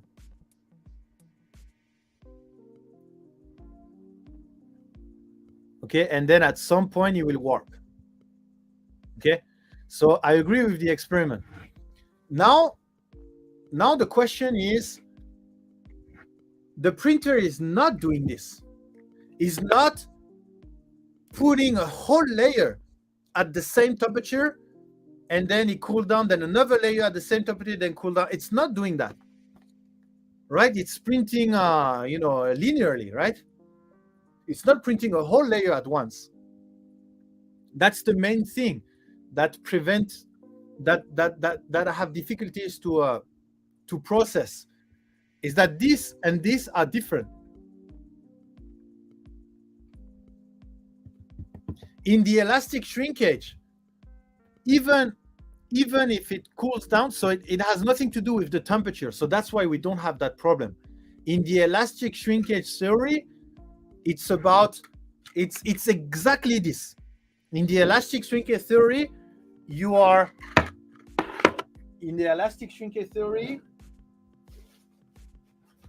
have your tape. No. Okay?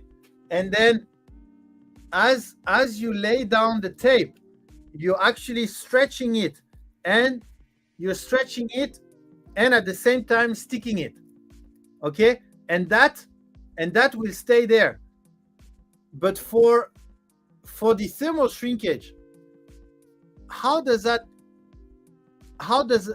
does stress come from? Because I understand that it will shrink when the temperature goes down, but yeah, I don't understand. Warping, if thermal is from thermal shrinkage from glass transition down to ambient temperature, lower layers has already shrunk, upper layers is placed on top, not shrunk yet. Once it gets below transition, shape is locked. As it continues to cool, it tries to shrink more.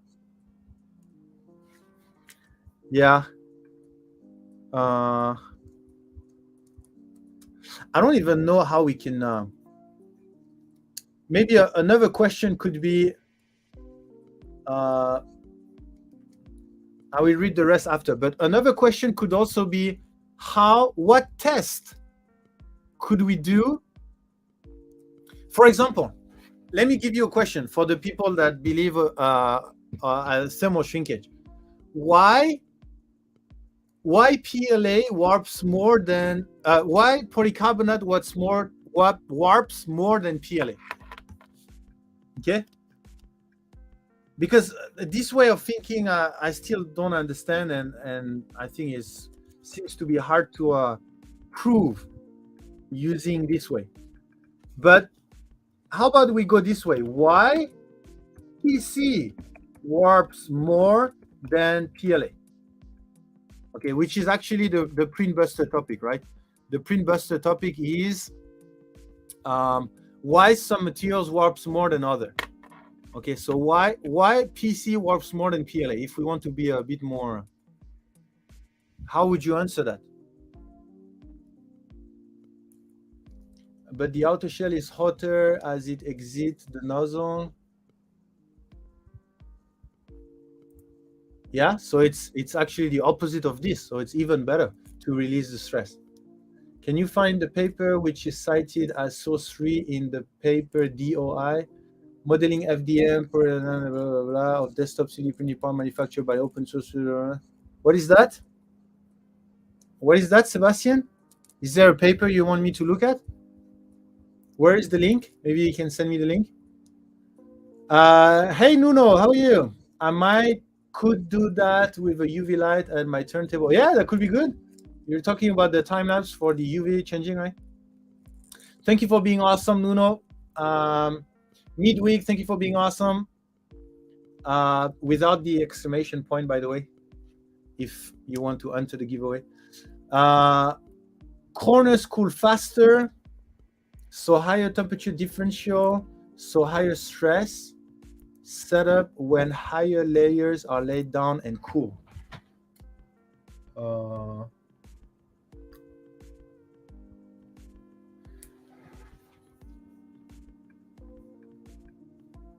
I think the point I am missing is why the shrinkage is creating stress.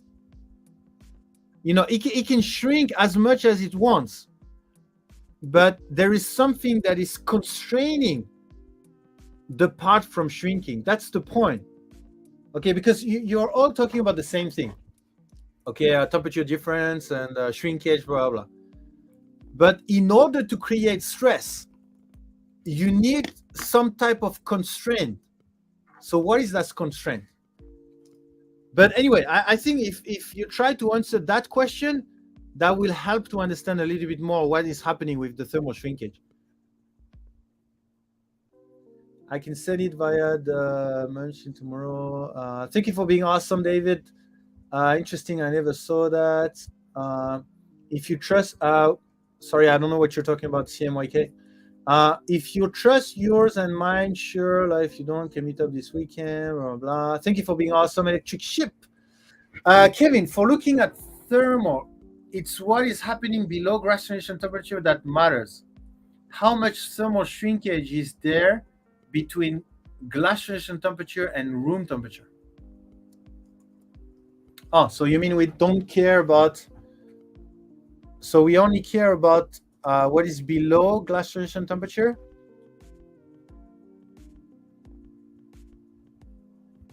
Let me think. We only care about what is below glaciation temperature. Okay.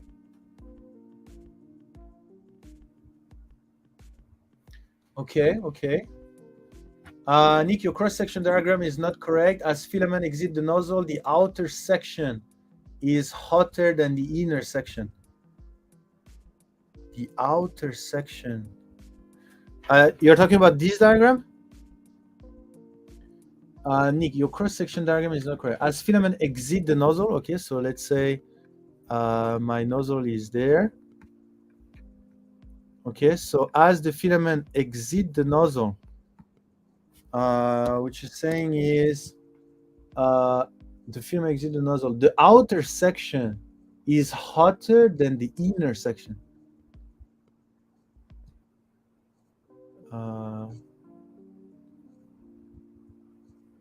You mean, oh, you mean here? So you mean theoretically is something a bit more like this? Is that what you're saying? Because this also just exited the nozzle, so it has to be a little bit hotter, a bit longer, and here theoretically it would be something like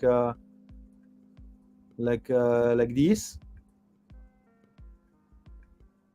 Like this? Is that what you're saying? Is that better now? Okay, yeah, makes sense. Stress happens during cooling. But Thierry, cooling is not a stress. Has to have a constraint. What's the constraint? I mean, you can take whatever stuff, right? You heat it up, it expands. You cool down, it shrink. There's no stress. You have to have a constraint.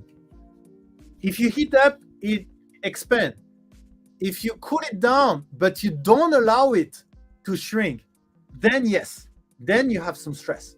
So saying stress happens during cooling, I think doesn't really make sense, because it's not true. Shrinkage happens during cooling, yes, but not stress. In glass, steel, plastic is the same, or whatever stuff. And we don't anneal materials because they cool down. We anneal materials because they have stress, or because we want to crystallize them. Right? Does that make sense? I think it's a combo of thermoelastic. Yeah, it could be, but there must be. I still believe that the elastic is more than the thermal reason. I think the elastic is much more. It's all a conspiracy. All the best functional materials warp on purpose to help sell industrial printer. Best explanation so far.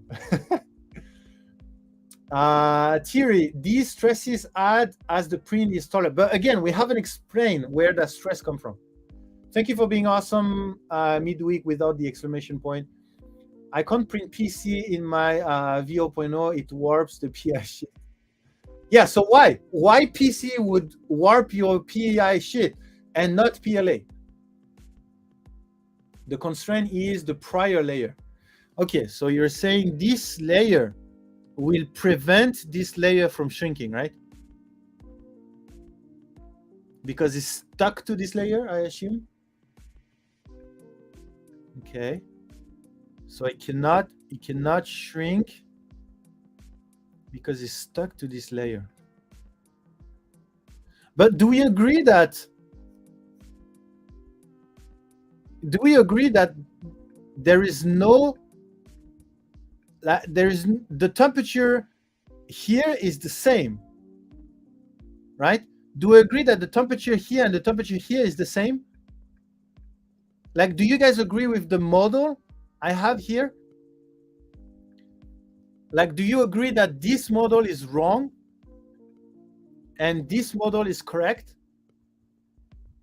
Because if it's this model, then I understand. Let's say this one is stuck to this one and then it wants to shrink, but this one cannot shrink anymore because it already at its shrinkage state.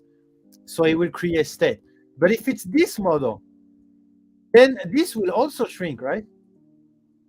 Oh, but then it will be constrained by, but it will be constrained by the fact that that is already a full layer, right? It will be something like this. Oh, okay. So that means it will want to shrink. No, because it expand. So if it expand, then it can shrink back. Yeah, then no, then yeah, then because this layer, this nozzle will heat up that layer will expand and then shrink. So no stress happening. And here it will expand here with the expansion of this one and then shrink with the shrinkage of this one.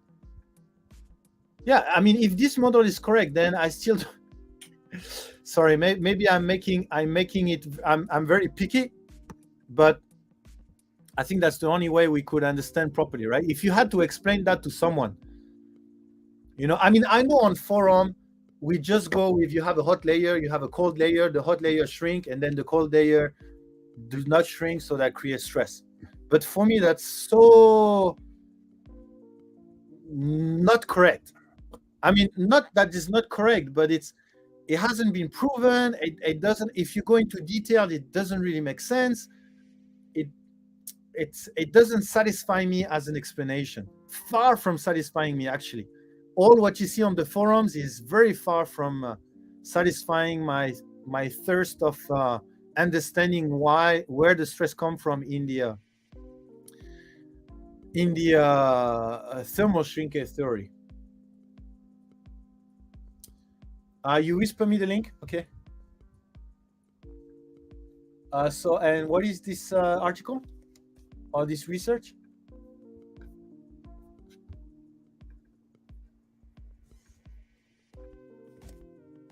I mean, just look at the video from CNC Kitchen, right?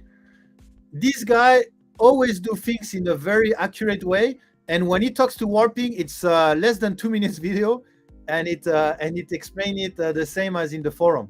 So, fortunately, Stefan just released a video where he is re-questioning a little bit his view on warping, and he's considering a little bit more that there might be some other stresses like elastic shrinkage. So I'm hoping we can see a follow-up video on warping. I'm actually, maybe I should contact him on that. So hopefully there will be a follow-up video for that. Okay, so Sebastian, what is this?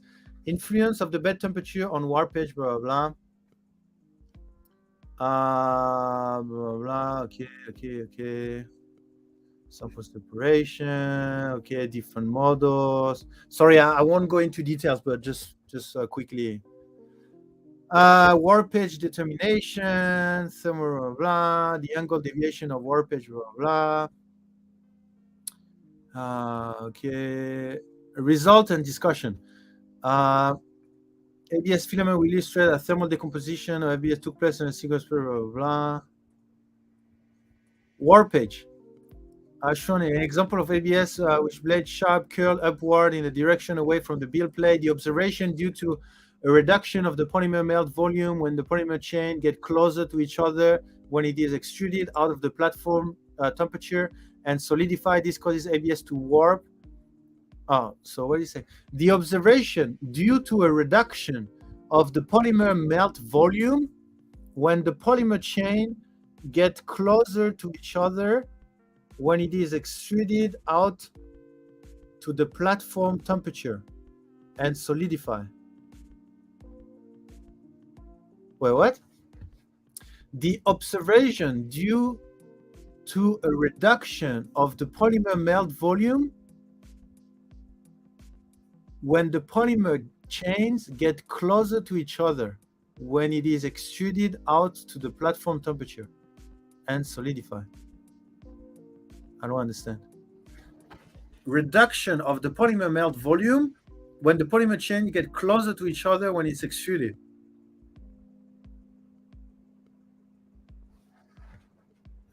Bed temperature, blah, blah, blah, lower deformation angle, blah, blah, blah.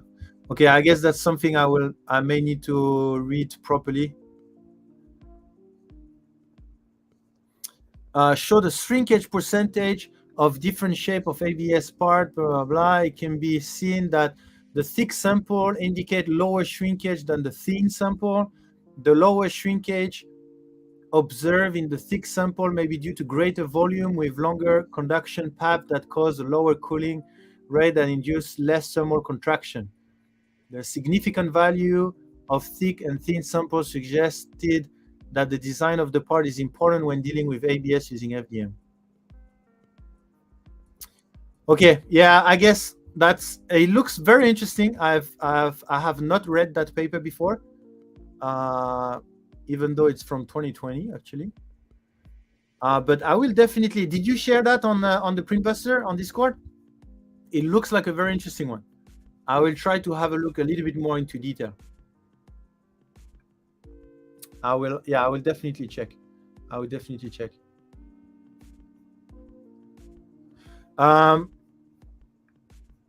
Okay, going back to this. Also, by the way, there is another reason why I believe a lot in elastic shrinkage is because there is a company that we invested in actually, and that will join our stream hopefully soon, that actually is developing a thermal simulation and a stress repartition simulation of FDM 3D printing. A pretty advanced tool actually. With they are using they used to use machine learning, then now they are using they used to use FEA, and now they are using FDA or FDM, I think. They are using FDM, not FDM, the printing. But anyway, and I think and anyway, and from what they are working on and how they model, it's about elastic shrinkage, and they are talking about the relaxation time, etc., etc. And there's no much about thermal shrinkage in the modelization. And I mean, they did some tests, and they do a lot of thermal imaging, etc. So that's another way that makes me think that the logical way we have developed of warping is better than the thermal shrinkage. But the only way to know is to spend a little bit more time trying to understand thermal shrinkage, right? Which I still don't understand, unfortunately. Blah blah. It is not uniform cooling. Yeah, it's not uniform cooling. Yeah, so like this model, right? Here it will cool down, then here it's still hot. So yeah, I agree with that. I would, but it looks like the automod didn't like the kind I have. Your explanation is cooling all at once and uniform. No, that's not my explanation. I mean, this is far from cooling all at once, right? I mean, does anyone has any issue with this model? Is this model not representative of what's actually happening? I mean, that's pretty much the model we saw, right? I mean, based on this infrared thermography. And that's not called. Thank you, Ositocraft. Have a good night. You see, that's based on this. I think that's pretty accurate, I think.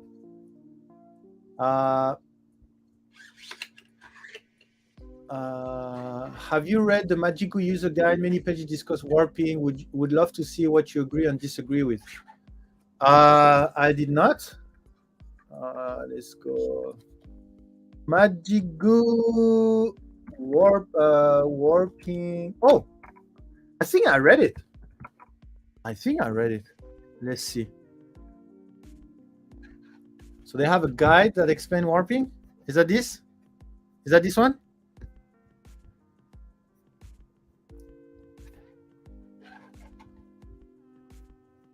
No, it's a PDF. Okay, let me see the link you just sent.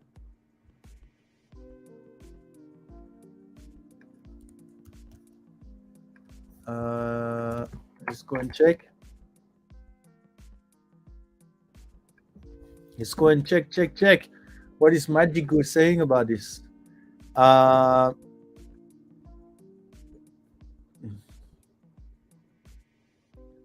Where's the manual? Magiku manual?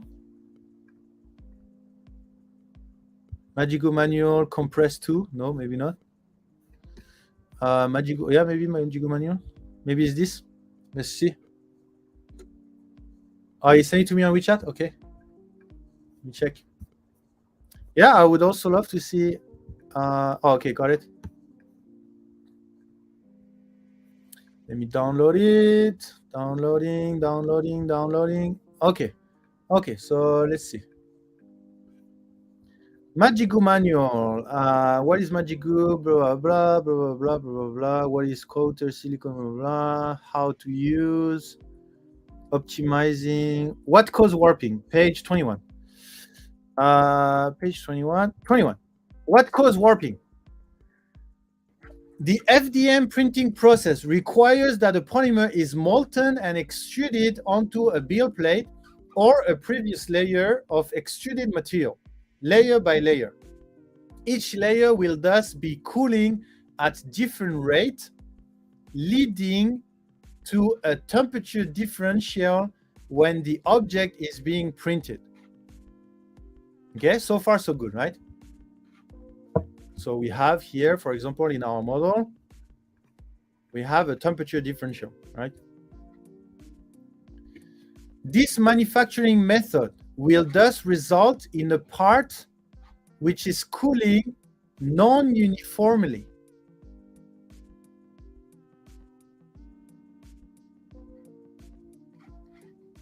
Okay, so there is just something that comes to my mind. Cooling non-uniformly, I mean, cooling uniformly doesn't mean, I think that's also a misconception. Cooling uniformly doesn't mean the same temperature everywhere. Does that make sense? That's something I just realized that you may be confused about. Do you think that if it's cooling uniformly, if your print is cooling uniformly, then it's the same temperature everywhere? Of course not, right? So whether it's cooling uniformly or non-uniformly, it doesn't matter. There's no relationship between temperature differential and uniformly or non-uniformly cooling. Are we good with that? Because they say that in a way that it's a causality, which is not, right? So let me give you an example.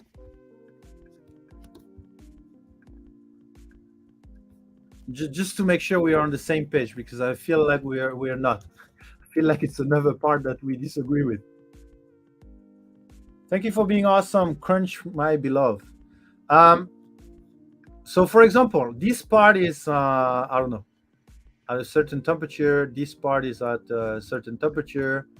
This part is at a different temperature, etc., etc. Okay. So you have different layer at different temperature. And then they all cool down at the same rate. So the cooling, uniform cooling. They all cool down at the same rate, but that doesn't mean they are all at the same temperature. Uniform cooling means some will cool faster than other, right? I mean, just to make sure we agree with that. So I mean, it could be uniform, it could be non-uniform, but the idea of uniform and non-uniform is there is no causality with temperature differential or not. Or is there? I think there is not, right? Sorry, I need to skip the chat from before. I was too far. So if you have some question that I missed, maybe you can put it again.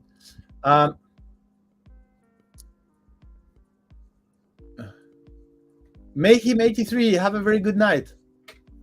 Molded product cool relatively uniformly, but still set up stresses because outside and edge cool first.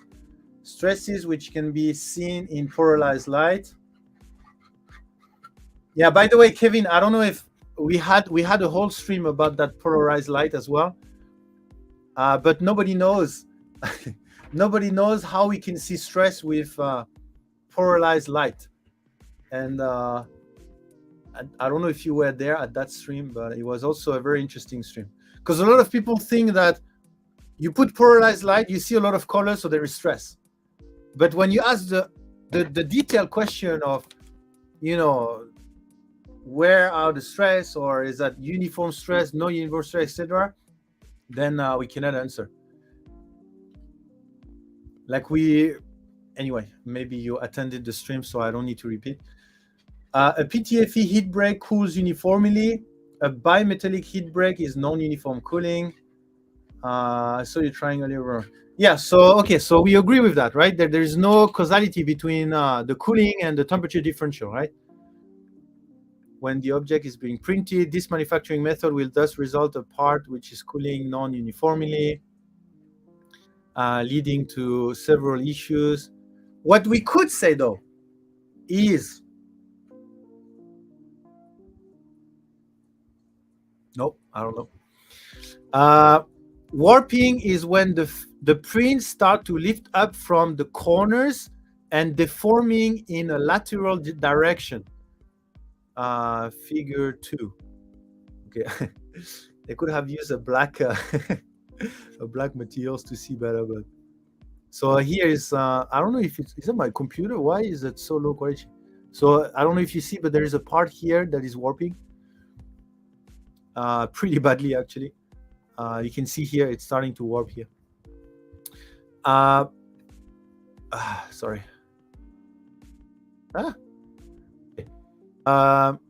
In extreme cases, warping will cause the print to completely detach from the print bed. Nonetheless, even in mild cases, it can be detrimental due to loss of dimensional accuracy, which can lead to the part being unusable depending on the application. The severity of warp will depend on a number of factors, with some materials being more prone to warp than others. I thought they are going to explain. So that's this. Will depend. The severity of warp will depend on number of factors, with some materials being more prone to warp than others. So why? That's the question. That's the Printbuster question, right? The Printbuster question is why some materials are being more prone to warp than others.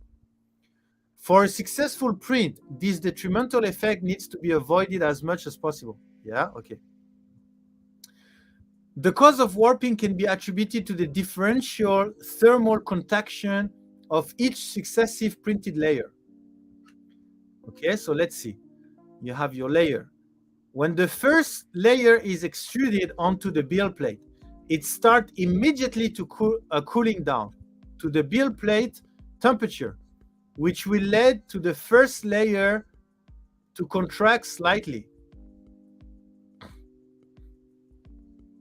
But again, I don't like this model. I don't like the model where you print a full layer and the full layer is at the same temperature, and suddenly it all cools down at exactly the same cooling rate so that it shrinks, and then you put another layer that is exactly at the same temperature, the whole layer, and then cools down uniformly. I mean, of course, if you say something like this, then yeah, that explains warping. But who in the world would think that this model of 3D printing is correct?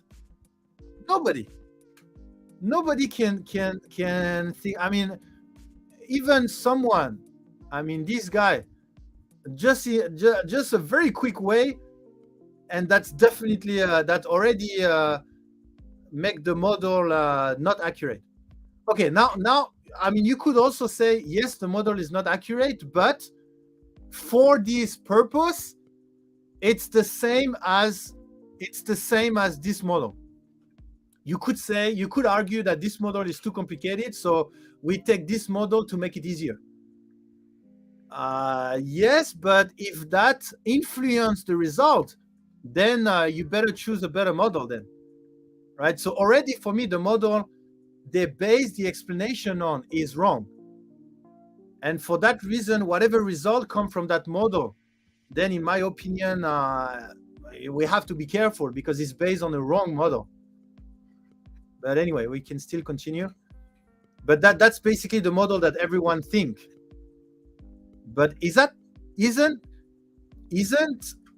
this model too much of a simplification that make us not really focusing on the real reason why 3D printed part warps?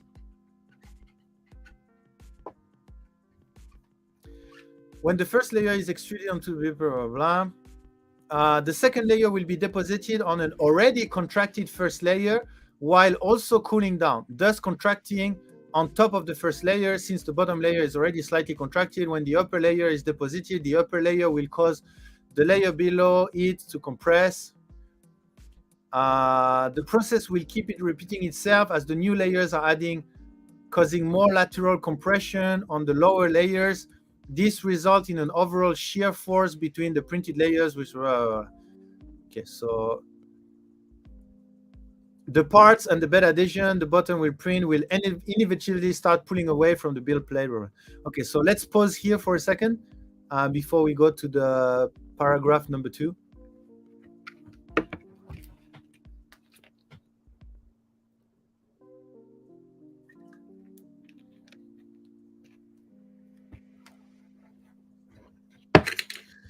I don't recall the Tux gun. In chemical depolarization would be used for laboratory versus dextrorotary isomer check.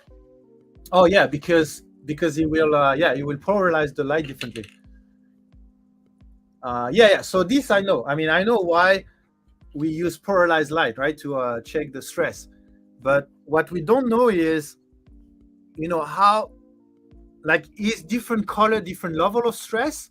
Is different color meaning there is stress? Is uniform color meaning there's a uniform stress? That's the part that I couldn't find answers on Google. I mean, we checked the video, if you remember that stream. We checked the video from Action Lab, and he didn't explain it in his video. I mean, Printbusters will always ask the question that you won't find the answer. So, I mean, you can go on Google and try to find that answer, but if it's on Printbuster, it's most likely that the answer is not out there. And I mean, that's the goal of Printbuster. The goal of Printbuster is to find knowledge that doesn't exist, basically, or it exists, but we have to put things together to make sense of it, right?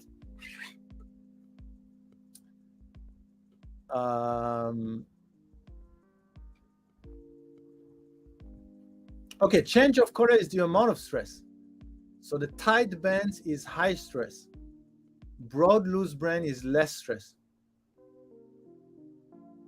It's the pattern that look at tighter band, higher stress, and show direction of stress. Okay, so if you guys, maybe I should reopen that Printbusters. If you have any links to the reason why tighter band is high stress and loose band are less stress, then I would happily look into that, because we're interested in the reason, right?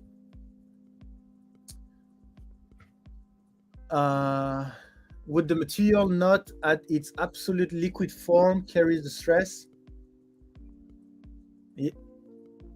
Sorry, I didn't understand the question. I think heat shrink is a red herring, should be cut from the conversation, because it just cannot account for the warping. Curling on overhang maybe, but not true warp.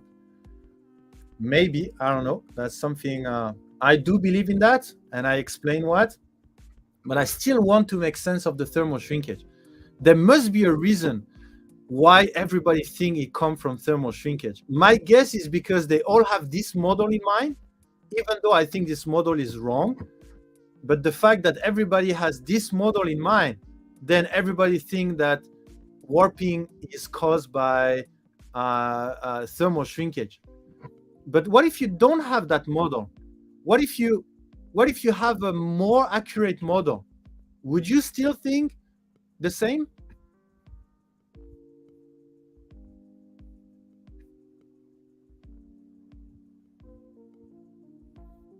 Oh yeah, that's a good point. If it's liquid, then theoretically there is no band. But is that true? Will it be only one color? I doubt so. But that could be because different reason, though. I don't know.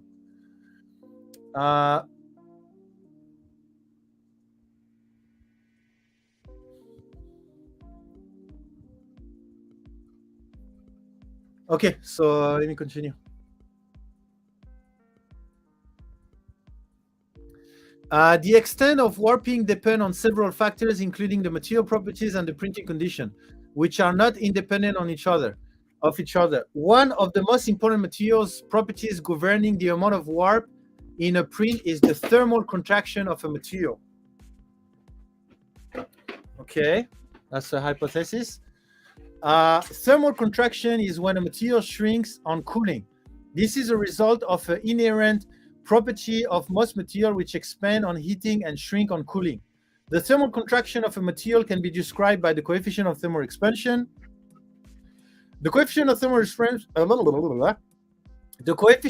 expansion describes the tendency of a material to change its shape, area and volume as the temperature changes. A material with a high numerical value for linear coefficient of thermal expansion exhibit large change its length large changes in length as a response to temperature change. As a result, material which have a high CTE are more prone to warping than materials which do not exhibit large changes in dimensional at the thermal changes present during FDM printing. Okay, so you already know my argument here. My argument is PLA and polycarbonate, if I remember well, has exactly the same. I think PC has a slightly lower coefficient of thermal expansion, but we all know that polycarbonate is warping way more than PLA, right? Coefficient of, so I know there is some discussion around the TG, which I'm happy to hear if you have some explanation around that. Coefficient of thermal expansion, polycarbonate. So we'll just take some like a common data, right? But and maybe PLA, they have this.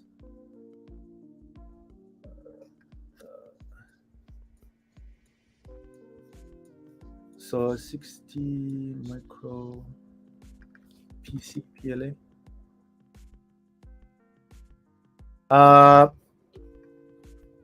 Sorry.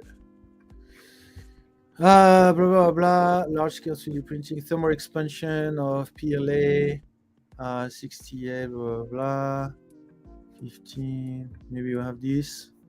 I remember I checked that. I think polycarbonate and PLA are similar, or PC is lower, I think. Blah, blah, blah. Okay, so ABS, PC. 2, 4 to the power 5 degrees C, okay. And PLA, you have PLA here? Did I pass? PLA. Well, actually polycarbonate is way less than PLA, 8.5. 8.5, yeah. So PLA has a higher coefficient of thermal expansion. I mean, I remember it was the same, so I guess it depends on the data you're looking at. But PC is, yeah, polycarbonate.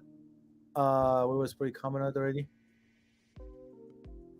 Yeah, here, 2 and 4. So, oh, sorry, that was with glass fiber, sorry. Oh, here, 7 and 8. Okay, so the same, right? 7, 8. PLA. 8.5, 8.5. So slightly, yeah, that's exactly what I remember.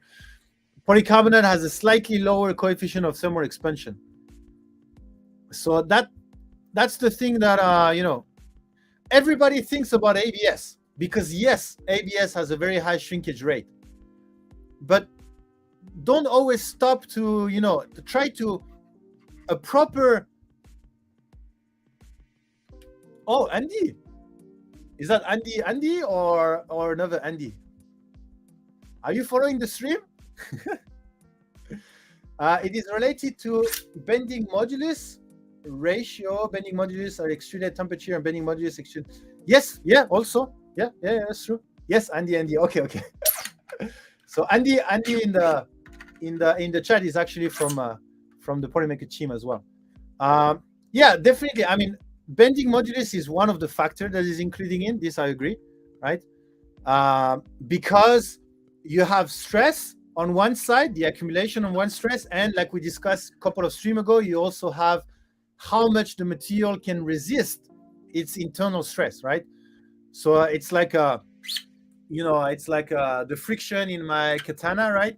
If I put a lot of stress here, so the friction here will define how much stress it can handle before it deforms. So warping is the same. You can have a lot of stress in the material, but if the material has a high modulus, or it's very stiff structure, or that particular polymer can hold more than others, then that has to do also, right? But we know that PLA has a very high modulus, right, compared to PC. Most likely the same. I mean, we can check that. At least for ours, right? The modulus of PC and PLA should be the same. Polylite PC, I think, is higher. But Polymax PC, for example, I think is the same. So we can go and check. our Polylight PLA and our Polylight PC. Okay, so in terms of Young's modulus, PLA is actually much more rigid than Polylight PC. And bending modulus is the same. And then let's check with our Polymax PC. Yeah, same for our Polymax PC. And in terms of strength that it can hold, so the polycarbonate can hold more strength, like when it comes to how much strength it can take before deforming or before breaking, let's say. Okay, so I kind of forgot where we were, but yeah, they were talking about the main factor is coefficient of thermal expansion, which I don't know, to be honest, just because of what I just said about the PLA and PC.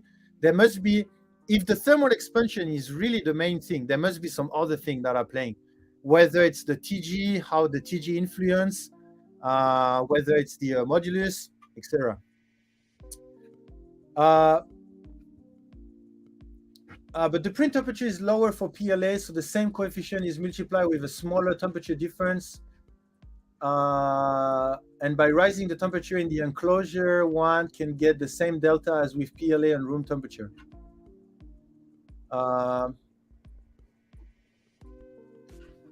Okay, Distant Medic. Enjoy Hogwarts Legacy, the Harry Potter stuff. But the print temperature is lower for PLA, so the same coefficient is multiplied with a smaller temperature difference.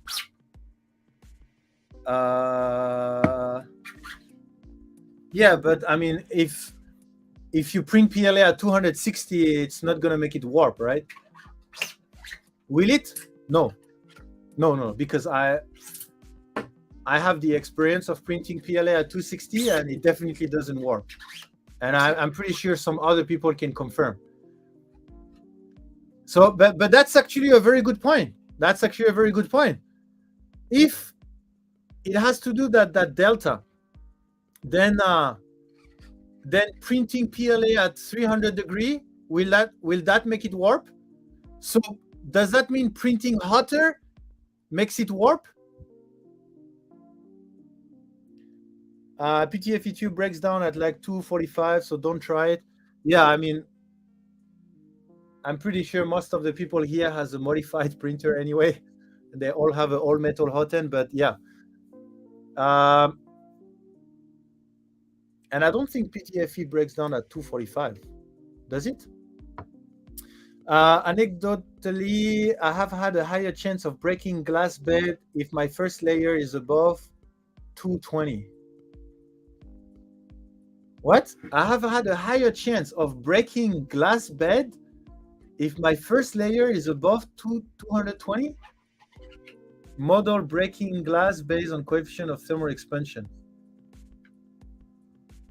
Oh, you mean you print the model on glass and then the model will shrink, and it will shrink so much that it's going to break the glass. So does higher temperature change that, or is it the better addition? Oh, okay.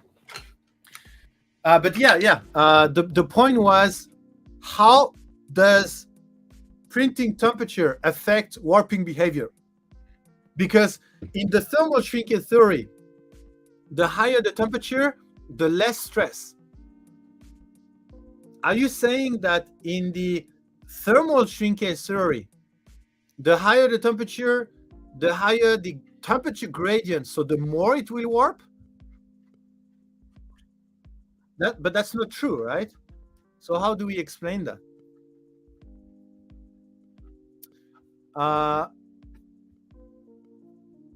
Can we use overhang as a consideration? For example, on sharp overhang, PLA can curl.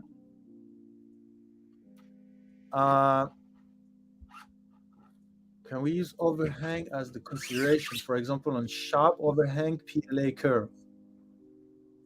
Consideration for what? Sorry, I didn't follow. Sebastian, the glass transition delta to the room temperature is also higher. Is it because of temperature being too high or too low? If it curls, That's a trade-off. What I explain in the book is that the higher the temperature, the less rigid. So it's a trade-off. It's a trade-off. So it's we have to find a good balance between rigidity and stress decrease. In theory, overhang curling is also warping. Yeah, 100%. Overhang curling is like it's like printing on no bed. There's nothing that 100%. Why would it curl upward if higher temperature result in less stress? Why would it curl upward if higher temperature? Why not curl down? What do you mean? Oh, so okay. So what you mean is if you print the overhang. So maybe I can stop sharing. What you're saying is if you print overhang at a higher temperature, it will make it curl. But we just said that higher temperature is less stress. So why does it curl? It should curl less at higher temperature. Right? That's what you're saying, right? But is that true? If you don't use any cooling fan, right? Because cooling fan has a huge thing into that because it will solidify. So let's say you remove cooling fan and you print your part. Will printing at a higher temperature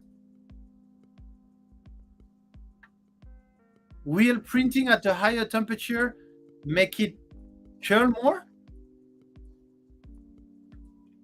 Yeah, that's something I can try here. Yeah, well, we can try. Yeah, maybe that experiment could help us a little bit more at that theory. Yes, I agree, Matt. That's a very good question. Very, very good question. Temperature only matters below glass transition. Above that temperature, plastic is flowing. You will not lock. Yeah, okay. So let's talk about that glass transition temperature. Oh my God, it's already 3 hours. Oh my God, it's already 3 hours. But I want to talk about that glass transition temperature because I think that's a very good point because that's a big difference between polycarbonate and PLA, right? PLA being 60 degrees C and polycarbonate being 110 degrees C, right? So what if we explain the difference by saying it only contracts, it only matters when the temperature is below TG, because once the temperature will be below the TG, then you will want to contract. Yeah, why?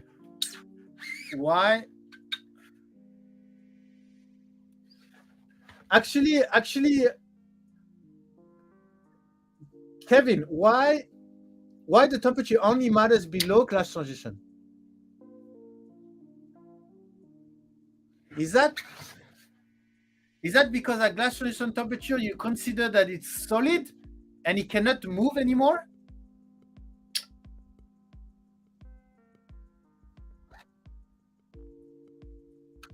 I mean, does that mean, if I heat up this, are you saying that it's not going to expand until I reach 60 degrees? This is PLA. So what you're saying is that if I slowly heat this up, it's not going to expand and until I reach 60. And then at 60 degrees, then it will suddenly expand. I don't think that's correct. I don't think that theory is correct. Above glass transition, the new layer flows instead of pulling on the other layers.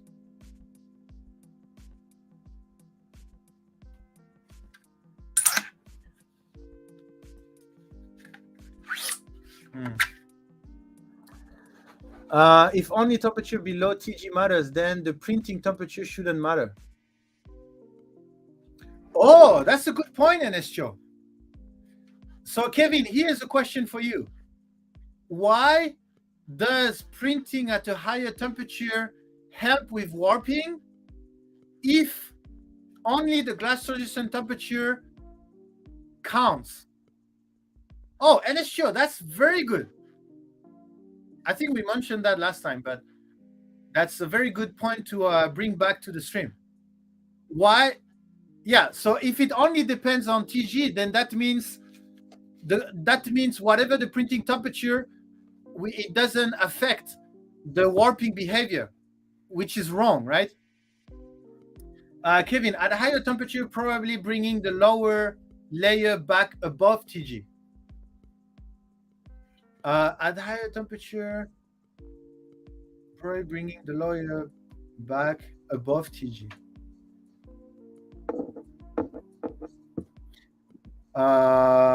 And then what does that do? Higher temperature equal better layer adhesion.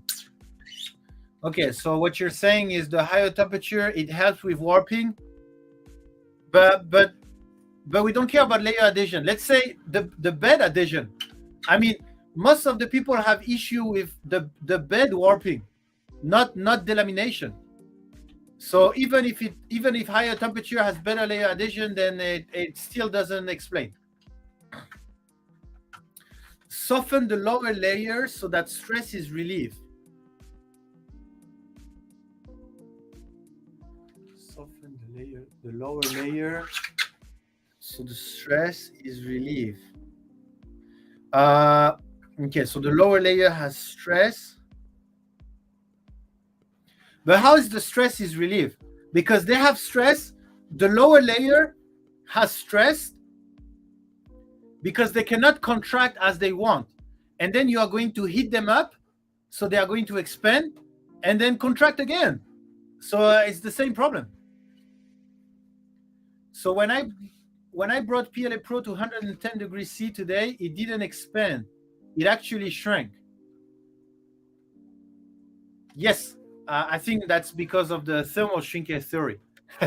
That's actually a CNC Kitchen video. That's the reason CNC Kitchen is now reconsidering the thermal shrinkage theory, or at least he's thinking about different way. Because why it didn't expand, it shrank, is because all the polymers are in a very stretched state, and you are allowing them to go back to equilibrium, right?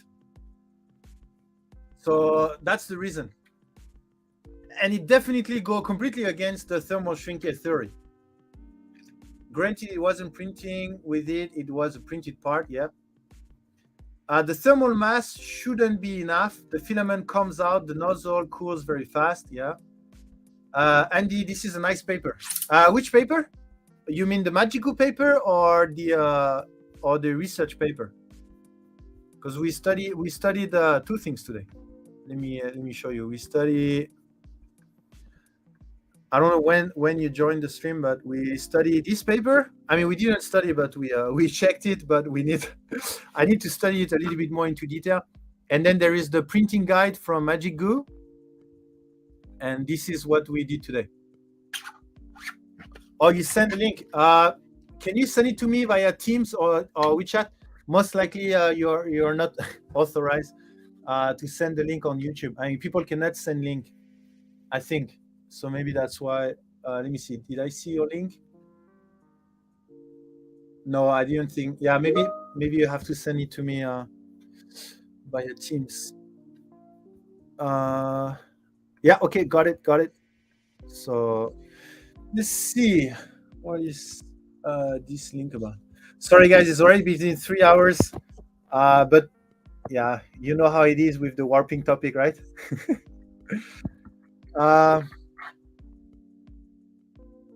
Okay, understanding rheology of thermoplastic polymers.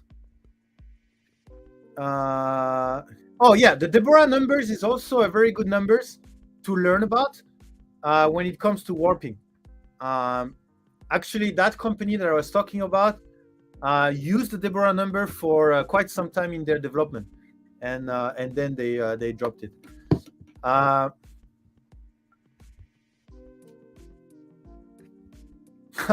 Okay, so that's blah blah.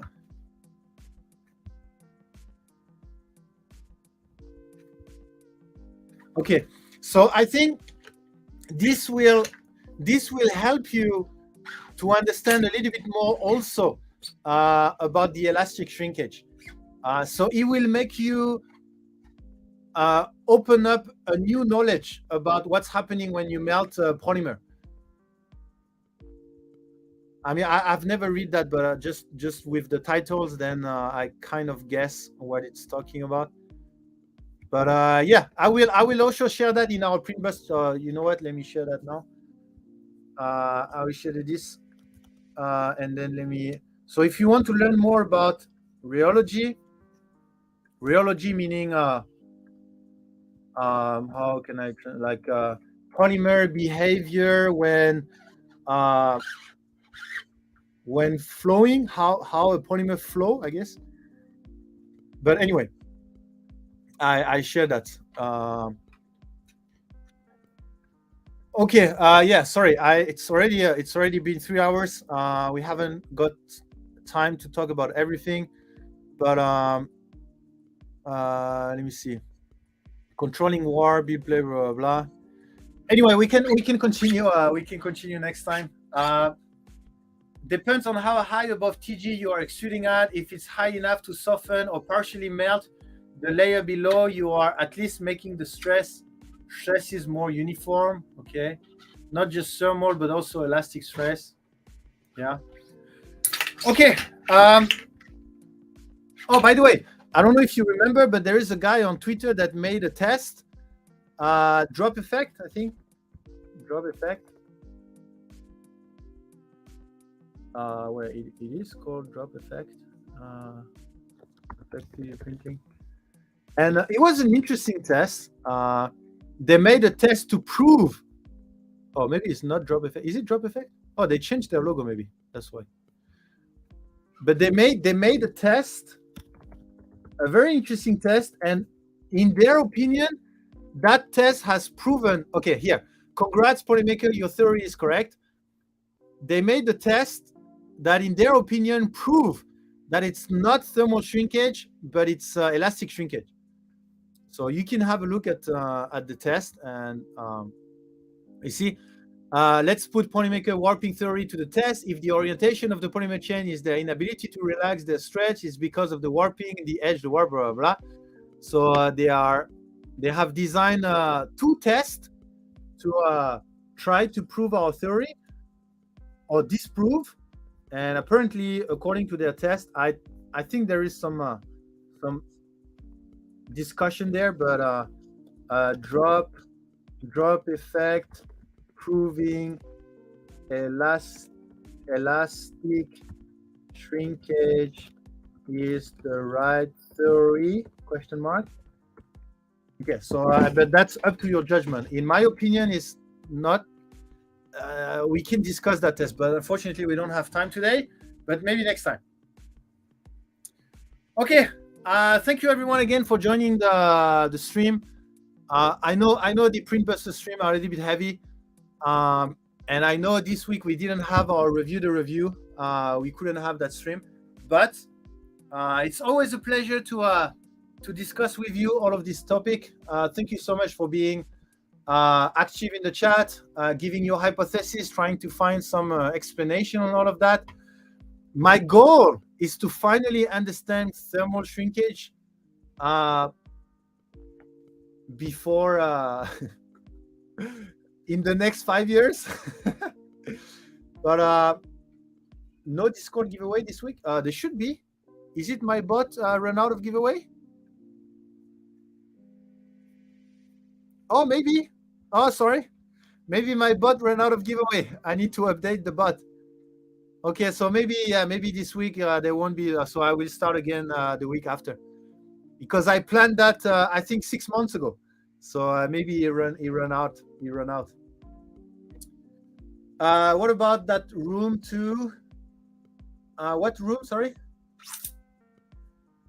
Even if I missed a lot of this one, I'm a single dad for the weekend. Yeah, it was interesting. Vast CNC, we had a few discussion. No big leap forwards, to be honest, in the understanding, but just some discussion. Okay, so you guys ready? Shall we go up to, we have 66 viewers, 79 entries. We lost some people on the way. So we're going to draw as soon as he turned 80, and he turned 80 with Matt entering. So let's do our giveaway for yesterday after the meeting. Oh, I forgot. You mean the channel? Oh yeah, let me do the channel. If I win, I'd like to donate cosplay to someone. Okay. But no. Corcon has won. Corcon for Twitch, are you still there? If not, I'm going to redraw, and hopefully Matt is going to be drawn so that he has to give a cosplay to someone, which I guess they just received, that means. So I guess Illustris is going to be happy. Congratulations, Corcon. Business Mark, okay. Okay. Corcon, are you there? Corcon, you have 10, 9, then I will redraw. 8, 7, 6, 5, 3, 4, 2, 1. I'm sorry, Corcon. And draw again. Sorry, Corcon. Maybe next time. The new winner is Michael V. Michael V that entered literally at the last second. So I think he is still there. Michael V, you have 5 seconds. 5, 3, 4, 2, 1. No, I'm joking. I know you were there. Okay, great. Congratulations, Michael. You are on YouTube, so you can join our Discord, and then you can DM me. I will send you the link to claim your Polymaker spool. Actually, if you are in the US, it's going to be a $35 with free shipping on our website. So it's even more than one spool. But anyway, that's a gift from Polymaker. Oh, okay, perfect, Michael, perfect. Just contact me via email then. Congratulations again, Nordic School. Thank you again for the time lapse. Computer Medic, thank you for the test on the Hatchbox PLA Pro Plus. We will also do some tests internally. I think it's good that the PLAs are improving. We should do some more tests with some other PLA as well. Okay, Sebastian. And yeah, it was a lot of fun. And again, I know all the logistic issue we have at the moment. We are solving that. Like I said, this week I think we reached the bottom, and we are taking the rebound now. I had a talk with our logistic team. They are solving all the giveaways, all the sponsorship. I know the ticket has reached the maximum on Discord. We are having more resources for our customer service. So yeah, it's gonna be better. So can we do a YouTube raid this time? Is there anyone on YouTube? Is there any creator on YouTube that we can raid? I want to have a YouTube raid. Is there? There's no one on YouTube. Okay, I guess we're gonna have a more normal raid on Twitch. I wish one day we can raid on YouTube. Yeah, it's a lot of fun. So who are we going to? I guess Zombie, who is the only one that is streaming at this time. Let's go to Zombie then. Thank you, Builders Mark, CMY Keith, raid Zombie, and let's go to Zombie. He's ready. He's preparing everything. Not a problem. Happy to help. Thank you, everyone. And then I will see you in the next stream or on Discord. And again, remember all what we talked about today. Where is all these things? This gonna make our Discord amazing, really, really amazing. We're gonna find some really good way that to keep people exciting to join on all of these contests. So please stay tuned. Join our Discord if you did not.